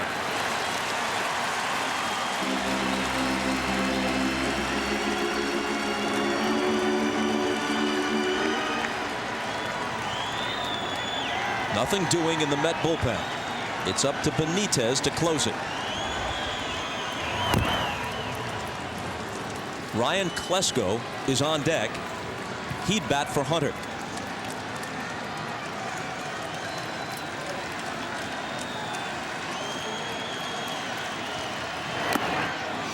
Two and two.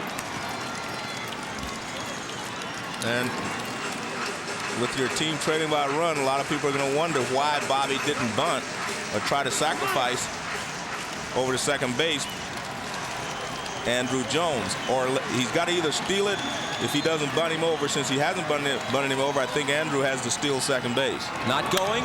Hit in the air to left center field. Agbayani has it lined up.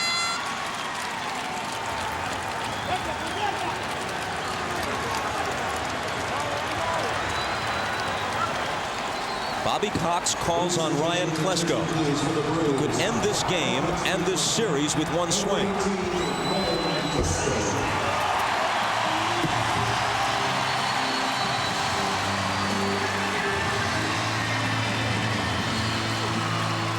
Interesting matchup here. Klesko has a little longer swing.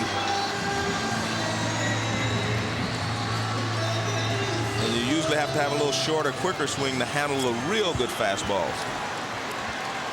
He took Rick Reed deep at Shea Stadium in Game 4, but Reed doesn't throw anywhere near as hard as Benitez. But Armando was touched for 4 home runs this year. So he does have one at bat against Benitez. Ball 1.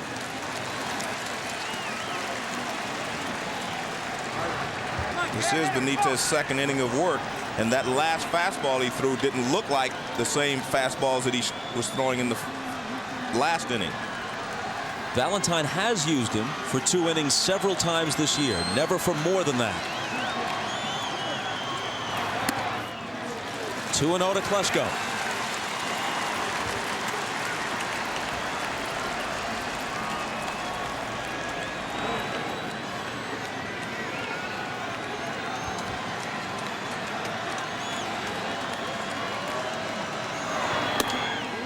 Three and nothing.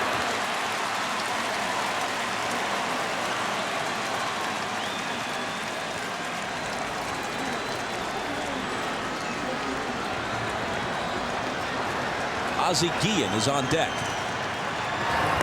Jones dives back. Only Benitez knows how he feels, but his fastball doesn't seem to have the same hop on it again that he had the first inning he started here. Klesko takes a strike. Walt Weiss is scheduled to hit next, but if you'll recall, over the weekend at Shea, Ozzie Guillen had a good at-bat against Benitez.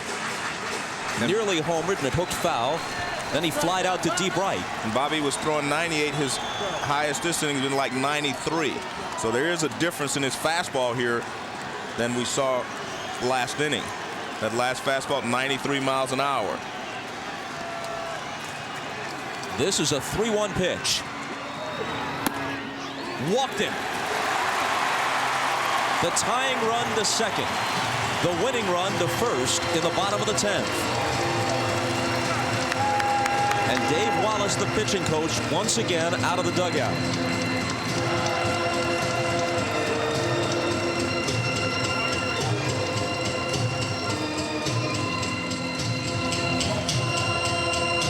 It will be up to Benitez. This is just a strategy or encouragement session.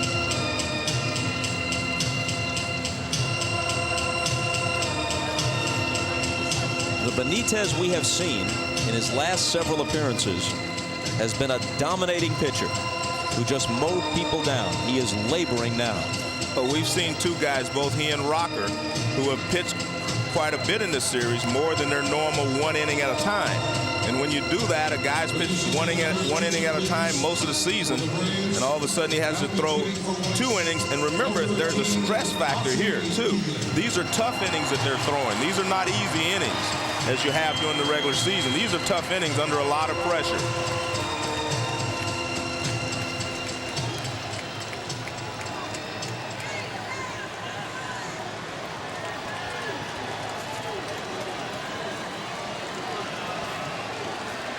Guillen steps in. 241 for the year. The only man Cox hasn't used, only non-pitcher, George Fabregas, moves on deck. Strike one. 97-mile-an-hour fastball there.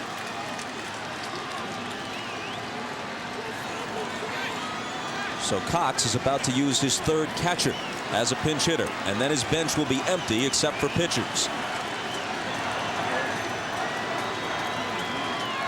Guillen asks for time.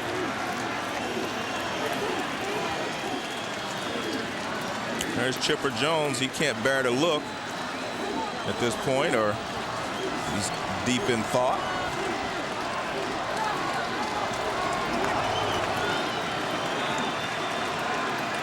Andrew Jones at second. Klesko away from first, and the 0-1 pitch.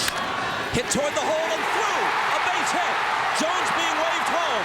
Mora pegs it for third, and Klesko is out. Great play by Mora. Like I said, how good is this guy? Darn good. Yeah. The game is tied. This is he threw a guy out at the plate earlier in this series, and he comes up and fires one across the diamond, a perfect strike. Ozzie again, good low fastball hitter. He reaches out and brings it back. No end to the heroes in this game. And Mora comes up, and watch this. I mean, he just fires a strike all the way to Robin Ventura. Just a perfect strike. He tags Ryan Klesko as he goes by. And he keeps the winning run from advancing to third base with less than 2 outs.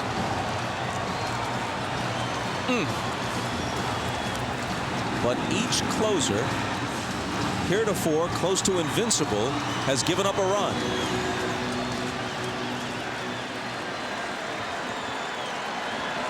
Fabregas takes a strike. Mets scored what could have been the winning run in the top of the 10th. Off rocker. Benitez couldn't hold it in the bottom half. And you can't fault Klesko, in my opinion, for trying to get to third base there with less than 2 outs. He just took a great throw from Moore to get him. A ball and a strike. Kenny Rogers throwing again. But I think if you're the third base coach for the Braves now, you're going to look and find out where Moore is. Russ worked the 11th if there is an 11th. Fabregas pokes it to left. Agbayani takes it. And we take a deep breath as we move to the 11th. Tied at 9, we go to the 11th. Russ Springer comes out of the bullpen. Now, beyond Springer, unless they want to use Maddox, they're not going to use Glavine, who'd have to start Game 7. They'd have to go back to Kevin McGlinchey, who couldn't hold the lead in the 15th on Sunday at Shea. Springer to Olerud.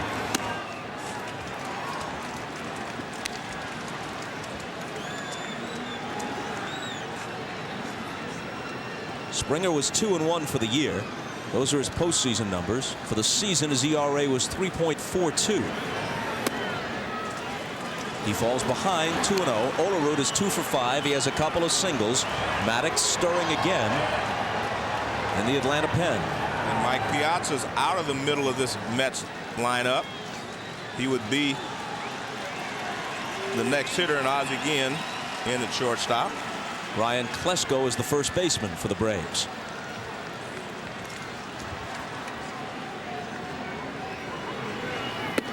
A strike to Olerud. Sean Dunston, the only non-pitcher who hasn't been used in this game, is on deck to hit for Benitez, who after the double switch occupies the 4th spot in the order. Fly ball to center. Andrew Jones takes it.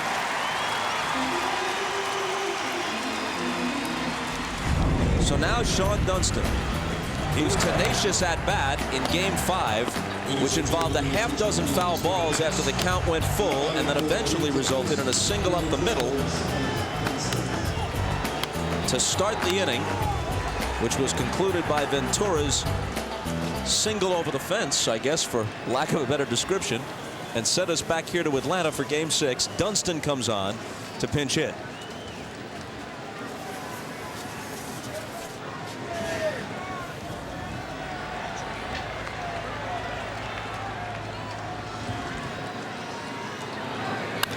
Swings on the first pitch and pops it up. In foul ground, Klesko. So in contrast to his lengthy at-bat in Game 5, Dunston is done after 1 pitch in Game 6. Well, he went up there, I think, in this situation, tie ball game. He's trying to get a pitch that he can hit, maybe get an extra base hit, driving in the gap. Whereas on Sunday, he was trying to become the tying run. There's a little difference in your approach when you're just trying to become the tying run and when you're trying to become the winning run.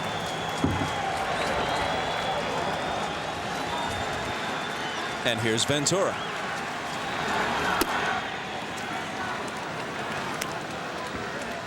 He's 1 for 5. He had a 6th inning double. He also flied to the fence in deep right in the 7th.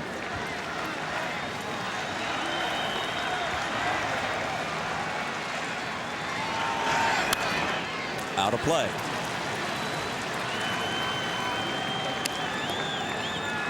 In the bottom of the 11th, Gerald Williams, Brett Boone, Chipper Jones for Atlanta.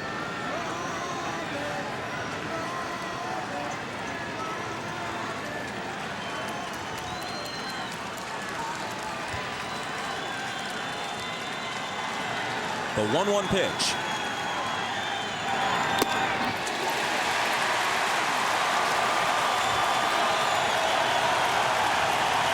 Braves fans get excited here.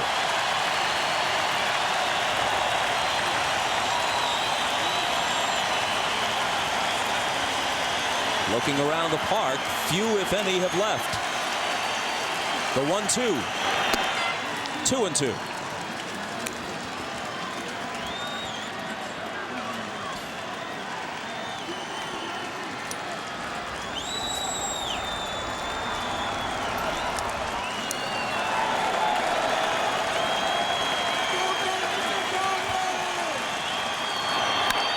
Hit hard down the right field line, in the corner, foul.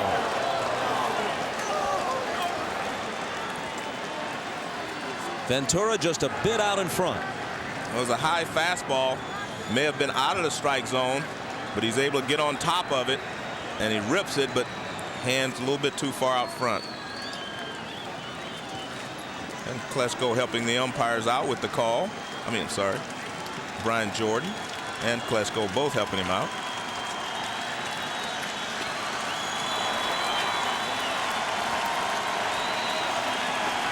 With Darrell Hamilton on deck, another 2-2 pitch. Brett Boone to his left from the outfield grass. Throws Ventura out to the bottom of the 11th.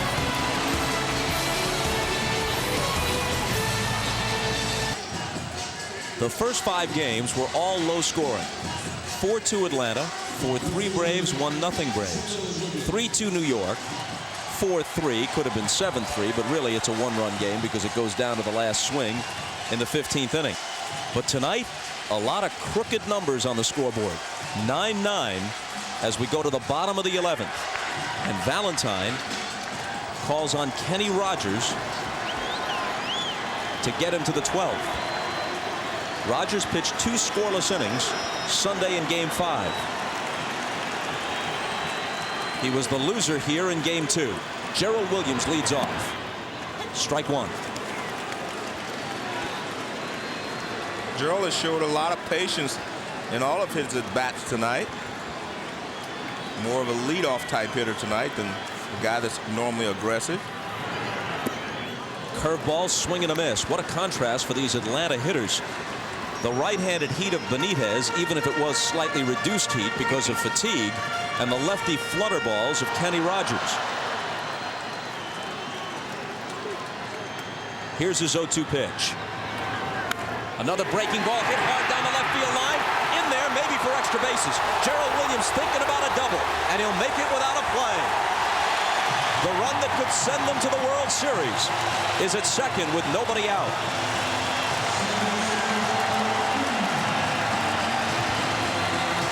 Well, he threw him 2 good breaking balls. Now watch, this one hangs. It's a hanging breaking ball right there in the middle of the plate, belt high, and Gerald puts a line drive swing on it, pulls it down into the corner. First 2 curveballs were beautiful, down around the ankles almost. This one hangs, and he finds the left field corner. John Smoltz, Howard Battle excited.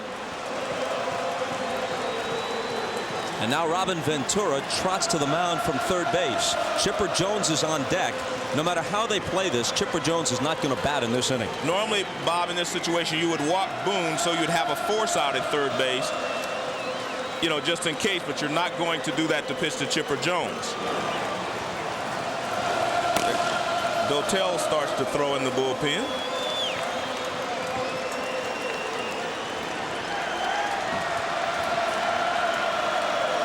Boone hitless on the night with 3 strikeouts. He squares. He bunts. It's fielded by Olerud.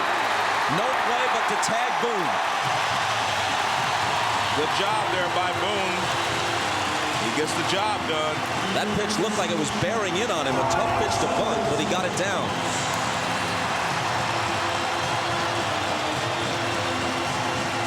Fastball in, and it's up. Whenever a guy's trying to bunch you, that's what you want to do. Throw the ball up in the strike zone so that maybe he'll pop it up. Boone does a great job of keeping the barrel above the ball. And naturally, you're going to walk Chipper Jones, and then you're going to walk Brian Jordan. And hope that whoever pitches to Andrew Jones can throw a strike.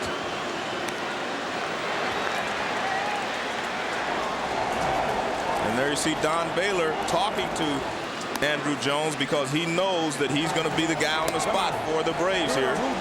And the question you have to ask now, if you're Bobby Cox, I mean, Bobby Valentine, do you want Kenny Rogers with his off-speed stuff throwing to Andrew Jones, or am I going to bring Dotel in, who is basically a fastball pitcher? You have to decide the matchup you want here. I've got to guess he'd want Dotel, righty against righty, and a better chance for the strikeout.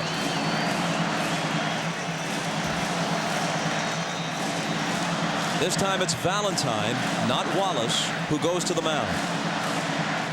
Well, this is interesting. He goes to the mound before they walk Brian Jordan.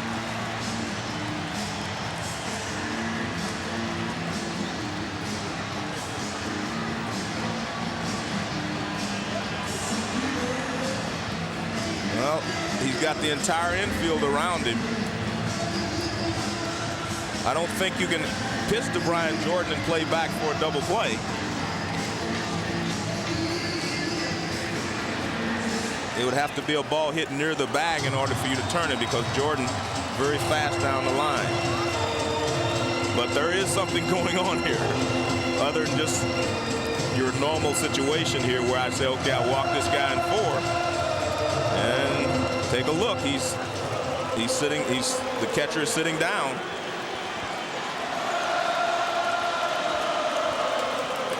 Surprising, to put it mildly. Jordan stands in, and they pitch out. They may wind up walking him. Yeah, but they can't be thinking that Bobby Cox is going to squeeze with Brian Jordan at the plate.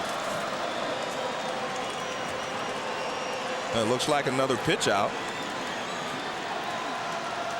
It is. This may turn out to be an intentional walk of a different sort. Gerald Williams with the game and series winning run at third. And now it appears they'll just finish it off. I mean, you may do that if you have a guy at the plate who you think that maybe Bobby Cox would squeeze with. But you're not going to squeeze with Brian Jordan at the plate in this situation.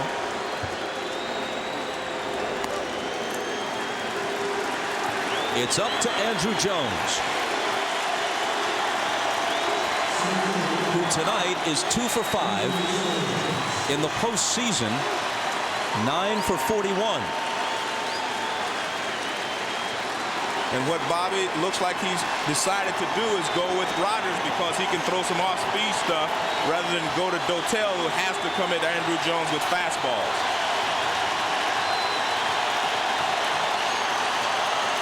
Here we go. Bases loaded, 1 out. A ball. He wants to try to get Andrew out with a breaking ball because he knows he's such a good fastball hitter, but you still have to throw a strike with it. Kenny Rogers is 1 mistake away from adding another terrible chapter to his already horrid postseason history. Infield looks for the double play. Not that it's that easy, because Jones runs well even coming out of the right side of the box. Rogers steps off. A lot of pressure on the defense. And the reason Pratt's going out there, he wanted Rogers to come inside with a fastball, and Rogers didn't want to throw the fastball. That was the sign he gave him, and Rogers shook him off, and he gave it again, he shook him off. So he goes out and talks to him. But if you're Kenny Rogers, I think you have to throw the pitch that you want to throw in this situation, the pitch that you believe in. The outfield in shallow, as they have to be. 2 balls, no strikes. Well, you passed that point now. You just have to throw a strike and hope for the best. Now the infield halfway in the middle.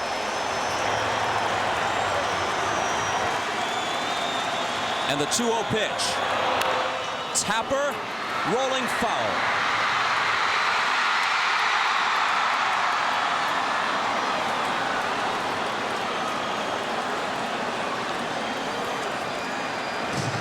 Well, Andrew gets on top of this when he had a swinging bunt earlier in this game. If this ball stays fair, ball game over, because you see Gerald Williams coming for the plate. He's going to be able to beat any play that could be made on the ball. I'm a little surprised that the Mets are playing as far with Ordonez as they are. I think you have to come to the plate. I don't think you can make a double play here with Andrew Jones in this situation unless it's a one-hopper near the bag, and if it's hit near the bag, it's going to be a base hit anyway.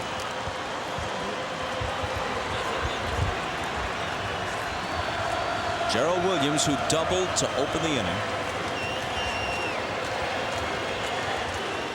Lacing up at third. Andrew, the chant now from the crowd at Turner Field.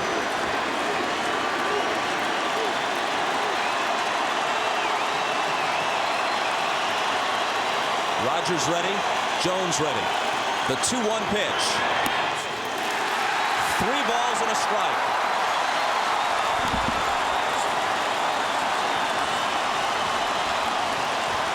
It's been a 173-game wild ride for Valentine and the Mets.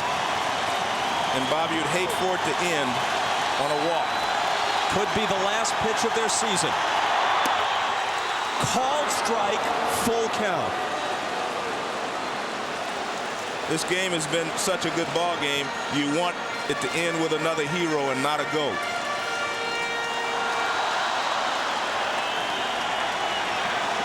The 3-2 pitch.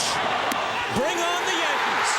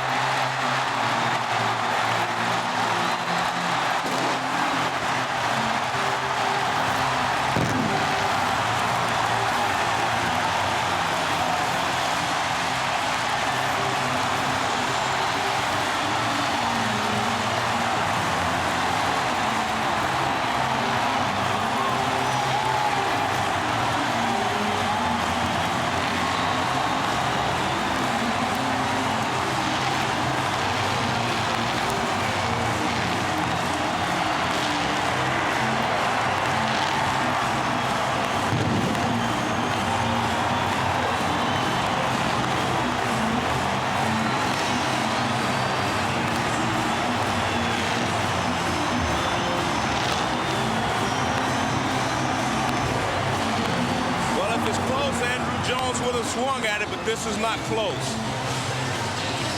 This is ball 4, ball game over. This might be the most memorable 10-9 game since Bill Mazeroski's homer beat the Yankees in Game 7 of the 1960 World Series. It sends the Braves to the World Series for the 5th time in this decade.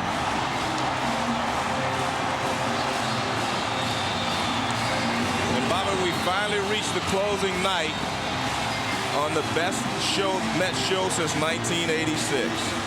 And that's the point. He didn't want to lose it that way. And I must admit, I hate for the game to end that way. Let's go to Craig Sager. Well, this ball game began by Gerald Williams in the bottom of the first, getting hit by a pitch and scoring the first run, and it ends with you leading off the 11th with a double and scoring the final run. A whole lot happened in between, but talk about the last at bat here in the 11th. It was just a situation where I was trying to make sure I get on, try to put the ball in play, hit it hard somewhere, and fortunately that worked out for us. With Kenny Rogers' great move to first base, how important was it to stretch that into a double? I think it was important, but at the same time, the onus was on making sure that I get on. What happened to you guys when you lost the 5-run lead and they tied it at 7? Did you feel the kind of air come out? No, it was a situation where you have to give them credit. They kept scratching, they kept hitting the ball well, and it was unfortunate that we were on the other end, but you have to take your hat off. You have to take your hats off to them. They played extremely tough. After they came back from a 3-0 deficit, did you guys feel coming to the ballpark today that you had to win it tonight? Because if you went to the 7th frame, they'd probably have the momentum. The general feeling is that you want to win every game that you play. But obviously we didn't feel like we have to win this game. We're still at home, and we still ahead 1 game coming into tonight's game. And it was a situation where we wanted to make sure we played a good brand of baseball. After you got to third base, after the sacrifice bunt by Boone, they walked 2 other guys. What are you thinking at third base? Making sure I don't get doubled off. We had the ground ball where you almost scored, but went foul. Well, we were happy about getting the run any way we could. What are your thoughts about going to New York to face your old team, the Yankees? I think it's an outstanding feeling. I mean, it doesn't matter who you play, but at the same time, when you're in the World Series, cares? You know? Congratulations, Gerald Williams scoring the winning run. Let's go back upstairs to Mount Costas. Thank you, Craig. Taking care of some housekeeping, Gerald Williams is the Chevrolet player of the game. He scores the game and series-winning run after leading off the 11th with a double. And the Braves, who had squandered 5-0 and 7-3 leads, eventually emerged with the victory over a Met team that simply would not quit. We'll be going into the victorious Atlanta locker room when we come back, but seldom has a losing team in a playoff series emerged with such enhanced regard as have the Mets. They have made fans not just in New York but all around the country with the wild ride they took us all through in late September and October. And there's no doubt, I mean, this Mets team just would not die. I mean, they came from behind this whole series, and I just take my hats off to them and say that they played a great series, but, you know, I think history caught up with them today, Bob. Well, they played 3 times interleague play. The Braves won 2 out of 3. The World Series will open here Saturday and Sunday at Turner Field. Games 3, 4, and 5 will be at Yankee Stadium. Here's a glimpse back at the 3 games they played this year. This is on July 15th. And in truth, I'm not 100% sure what's on here. Martinez struck out. Andrew Jones robbing Chili Davis with Glavine on the mound for both of those. El Duque the victim there on a blast by Chipper Jones.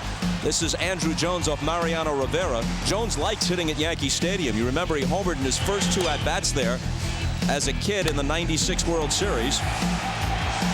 Bernie Williams connects in this one at Yankee Stadium. The Yankees won the last game after dropping the first 2 against the Braves. So Atlanta's got to go through New York twice, through Shea and then through Yankee Stadium.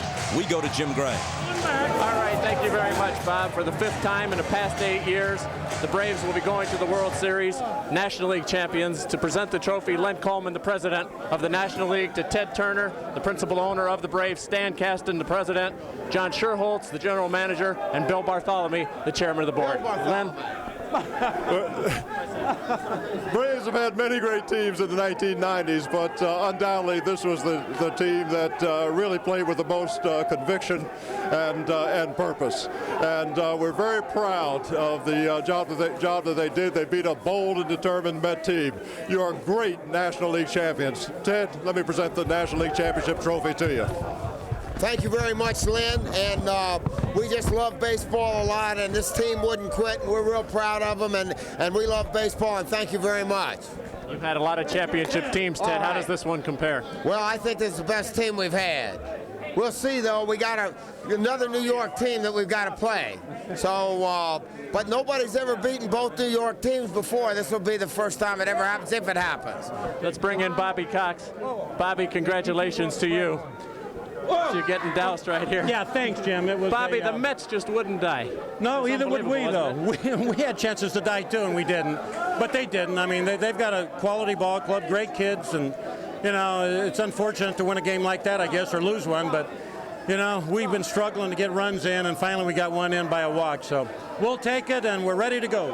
How unlikely of a position is this for you when you consider you lost Lopez, you lost Galarraga, you lost Leitenberg? Did you expect once again that you would be in this position with everything that's gone on this year? Well, you never know. I mean, you know, it's hard to say. We could fill a few of those positions, and the guys that went in did a great job. And there's more than one ways to win a ball game. And this club was a great base running club all season. We goofed up a few times in the NLCS, but for the most part, you know, it's gotten us a lot of runs. So we'll try that in the series too. Was this your best managerial job? I don't know. You know, things work. It's good. If they don't, like Smoltz tonight, he's never thrown so hard in his life. He was ready for one inning of work, and he just didn't change speeds, and he couldn't get ahead, but he was really firing. That kind of backfired, but he was the right guy. So, you know, how smart are you? So, not very smart. Now you've got the Yankees. Yeah, well. Do you need this? Both of you teams really will be striving for history here because the winner would be the team of the decade.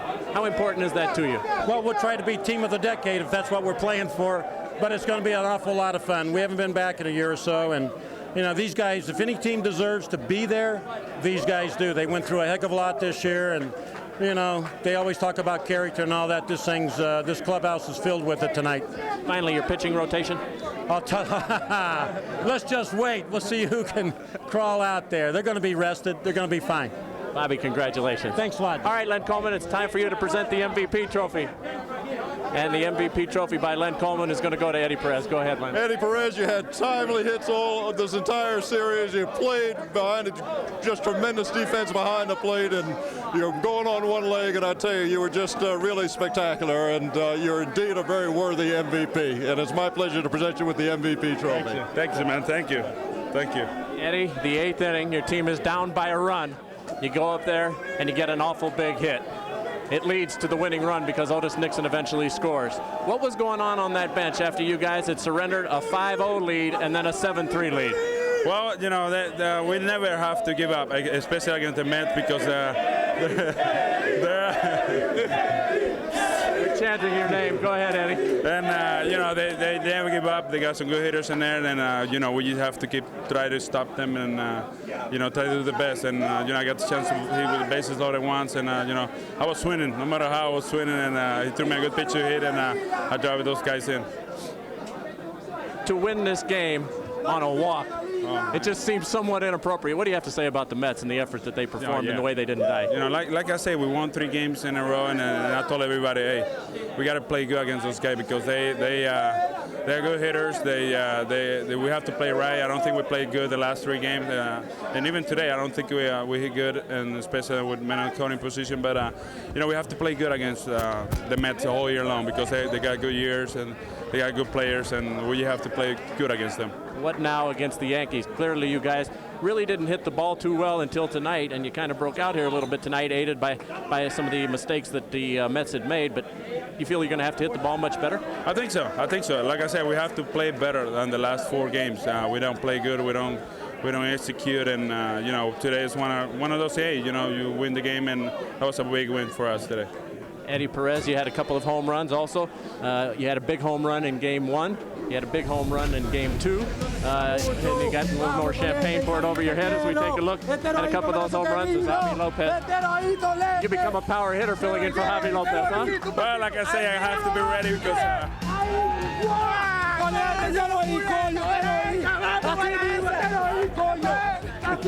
Well, like I say, I have to be ready. Translate for us. What is Javi saying? I don't know. I don't even understand what he's saying. But like I say, I just have to be ready. I just have to wait for my pitch and try to ride some run because I'm going to fight somebody on base every time I'm going to get in there because they're going to pitch to Chipper, they're going to pitch to Brian, and I just have to be ready. All right, Eddie. Congratulations to you. Thank you, man. All right, Bob, back upstairs to you. We'll have some more of the Braves in just a moment. Jim, thanks a lot. You know, just about all the superlatives have been exhausted, and yet, after catching our breath for just a few days, we're lucky enough to be right back here in this ballpark for what shapes up as a tremendous World Series. It would be under any circumstances, but as Jim Gray mentioned, it really is a series to decide which team will be called forevermore the team of the 90s. And the reason for that, Bob, is the Braves have won more games, but the Yankees have won more championships. But if the Braves are able to beat the Yankees, they will have split 2 World Series with them. They'll equal the Yankees and the Blue Jays' total of World Series titles in the 90s, and they will have won the most division titles. So it would be them. If the Yankees can win, that's their 3rd. Case closed for them. Let's go back to Jim. All right, thank you very much. I'm here with Chipper Jones. Chipper, you kind of broke out in Game 5, had a little bit of a hitting slump. You're the probable MVP in the National League. Do you feel you're going to have to hit the ball a little bit better against the Yankees, though?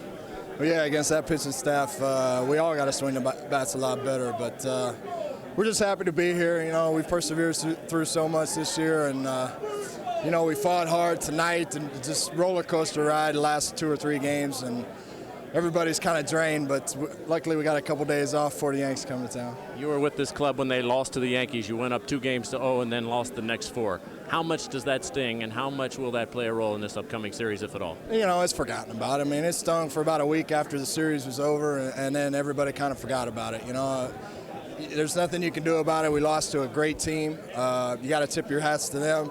But, you know, we got another shot at them, so we're going to try and make the best out of it. Now, tonight, once again, you were Chipper. When you go back to New York, you'll be here Saturday and Sunday. You'll go back to New York. You're going to be Larry once again. Did that bother you, and will it be a bother to you in New York, or do you think you'll have a better rapport with the Yankee fans than you did with the Met fans? You know what? I think we all did a good job of kind of tuning out the fans. You know, going into New York, you have to tune them out so they don't come into play, and hopefully we'll do as good a job as we did in this Mets series, next week. Let's bring John Rocker in. John Rocker, come on in here for a second. You're headed back to New York. Yeah. Congratulations, you pitched well tonight. You're okay from your accident. You got New York fans once again. How are you going to handle the Yankee fans? Is it going to be a little bit better this time, or is it going to be the same as the Mets? Yankee fans, actually, they come up with some pretty original sayings, kind of sayings that are their own, and they don't even waste the champagne on you, just beer. No, just beer. I'm not good enough for champagne. But yeah, and I can sit out in the outfield and kind of get a few laughs at some of the stuff they say. And of course, Yankee Stadium is probably the most historic baseball stadium in the country, and really enjoy playing there. All the sentiment and history behind it. It's a real treat to get to play in that field. With all that has gone on with you, how have you managed to maintain your concentration and just play through this all and continue to taunt and have a good time and be as wild as you've been? I tell you, coming back here was probably more stressful than playing up there. I mean, up there I was kind of, a little bit, I guess kind of more at ease, because I was sort of, joking around, having a good time, that kind of thing. Just mainly focusing on teasing their fans and trying to mock their fans and that kind of thing. And down here, all the focus was on us. We were expected to win tonight, expected to keep from going to a Game 7. So I think there was a lot more pressure down here, especially with going up there up 3 games and then losing two close games, games 4 and 5. And there was a lot of pressure on us because I think if they had squeezed this one out and beat us 2 extra inning games in a row going into Game 7, they definitely would have had the momentum. But I got to give those guys credit. I mean, they really fought back hard. I mean, I think they did a better job at fighting back this year than we did last year when we were down 3 games to none. We really thought we knew they weren't going to roll over and die, but we really thought we had them beat in Game 4, and sure enough, they revived themselves and came back and gave us huge runs all 3 nights. John, congratulations. Don't drive the next 10 days. Okay. Quite a wild atmosphere over here in the Braves locker room. We'll be back with some more, but right now, let's send it across the way to the Mets and Craig Sager. Well, thank you very much, Jim. I'm with Bobby Valentine, whose team played courageously throughout this entire series, this entire postseason. I know you're disappointed, but what did you tell them? Well, I told them congratulations. I told them they played like champions and they should feel like champions. We don't have a trophy, I know that, but I don't think you can play better than they played right now. And for the season, they did everything they had to do, and congratulations to the Braves and Bobby Cox. They did just a little more than we were able to muster, but I say congratulations. It was like an Ali Frazier fight, particularly the 15 rounds on Sunday night. Today you fight back from a 5-run deficit. Did you just run out of time? Did you think you had it going? Yeah, we had about 3 or 4 different times with a lead, and they're a real good team. They just took it from us and scored the runs that they needed to win. Management has expressed their desire to have you back. Do you expect to be back? Do you want to be back managing next year? This is my life, obviously. Thanks. Thank you very much, Bobby. Let's go back to Jim Gray. All right, thank you very much, Craig. The celebration continues over here with Brian Jordan, Greg Maddux, Andrew Jones. Brian, first of all, how's your hand? You took quite a lump there and almost turned into a brawl. Oh, man, it's hurting, but believe me, it was worth it. I mean, it was worth staying in the game and finishing it and being out there when everybody's jumping on each other, so it was great. Brian, you were so close with the Cardinals, and the Braves denied you. Now the Braves have opened the door. Yet the same thing almost happened. You find yourself with a big lead. Were you starting to think in the back of the mind, uh-oh, this can happen to me again? I was talking to Ozzie Smith before the game, and I was like, remember 96, baby? It's starting to creep up on me again. But this team battled. I tell you, I give a lot of credit to the Mets. I mean, those guys never quit. They never died. They never rolled over. And it was just a great series both ways. And we're just fortunate that we came away with the victory tonight. Brian, you stood behind and you watched history last year with Mark McGwire. Now you have a chance to make a little history to go in with the Braves in the World Series. Can you describe the difference in the feelings? I mean, hitting behind Mark last year was great, watching him take the home run record. But I don't think it can compare to going to the World Series. I mean, this is what you work hard for all season long. And to finally be there, especially get to play against Joe Torre, my old manager, and a guy I respect to the utmost, it's going to be a lot of fun. Brian, congratulations. We look forward to Saturday in the World Series. Thank you. Appreciate Let's bring in Greg Maddux and Andrew Jones. Andrew, come on in here. Tell us about that walk. You were very patient tonight. Tell us about the final walk and watching those pitches as Kenny Rogers was winging it at you. Well, I think my first 3 at-bats, you know, I didn't have that great at bat. You know, I had a chance to drive a run in. You know, I didn't ground ball to second. But, you know, my last at-bat against Benitez, I just showed really patient and, you know, make him throw strike. And he threw me strike, and, you know, till he get to 3-2, you know, I land drive up the middle, and that was a big run right there because we was down already. So, you know, against Roger, you know, he trying to just make you chase this changeup and this curveball, and you know I just went out there. I said with myself, Andrew, you're just not gonna swing to it, throw you 2 strike, and you know make him throw a strike, and right there, you know he got me on 3-2. You know I just looking something over the play, and he threw me a changeup that just went away, and you know right there was the ball game. Andrew, congratulations! You've had a smile on your face through some pressure-packed games. Let's bring in Greg Maddux. Greg, what do you have to say about this series? Unbelievable, huh? Yeah, it was a good one. Both teams never quit, you know. You know, the Mets fought back. You gotta tip your hat to them, and you know, we're all glad Andrew was patient enough to lay off of those pitches later on. It was a great at bat. Sometimes the best at bats are a walk. You look exhausted, and you didn't play tonight. Yeah, well, it's hard watching. You know, it's easier pitching the other day than it is out, you know, sitting back watching. Do you have any idea what the rotation will be for the World Series? Will Tom Glavine start the first game, and do you know what it will be? I don't know. You know, we were just trying to win tonight. We weren't, you know, we weren't looking down the road at all, and you know, whatever. I'm sure Bobby will get it figured out. He always does. All right, Greg. We look forward to seeing you in the World Series. Congratulations. Okay. All right. Bob Costas, the celebration continues. A jubilant Braves locker room. Back upstairs to you.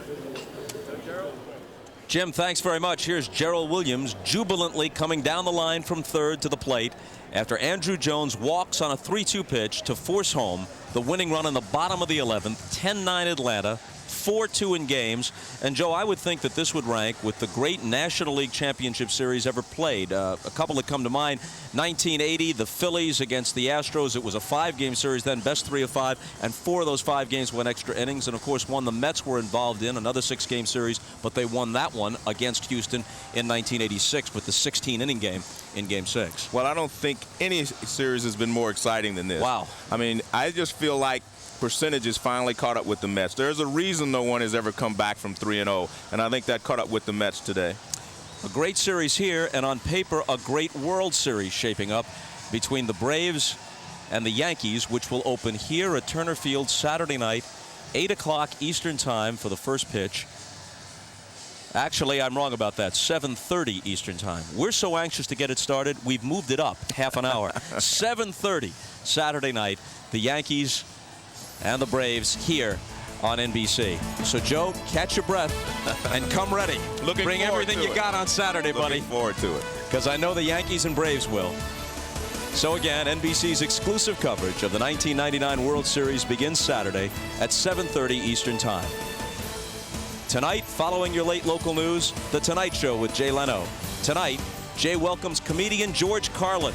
Tonight would be a good night for him to do his classic routine, baseball versus football, talking about the virtues of baseball, which were on display all this week.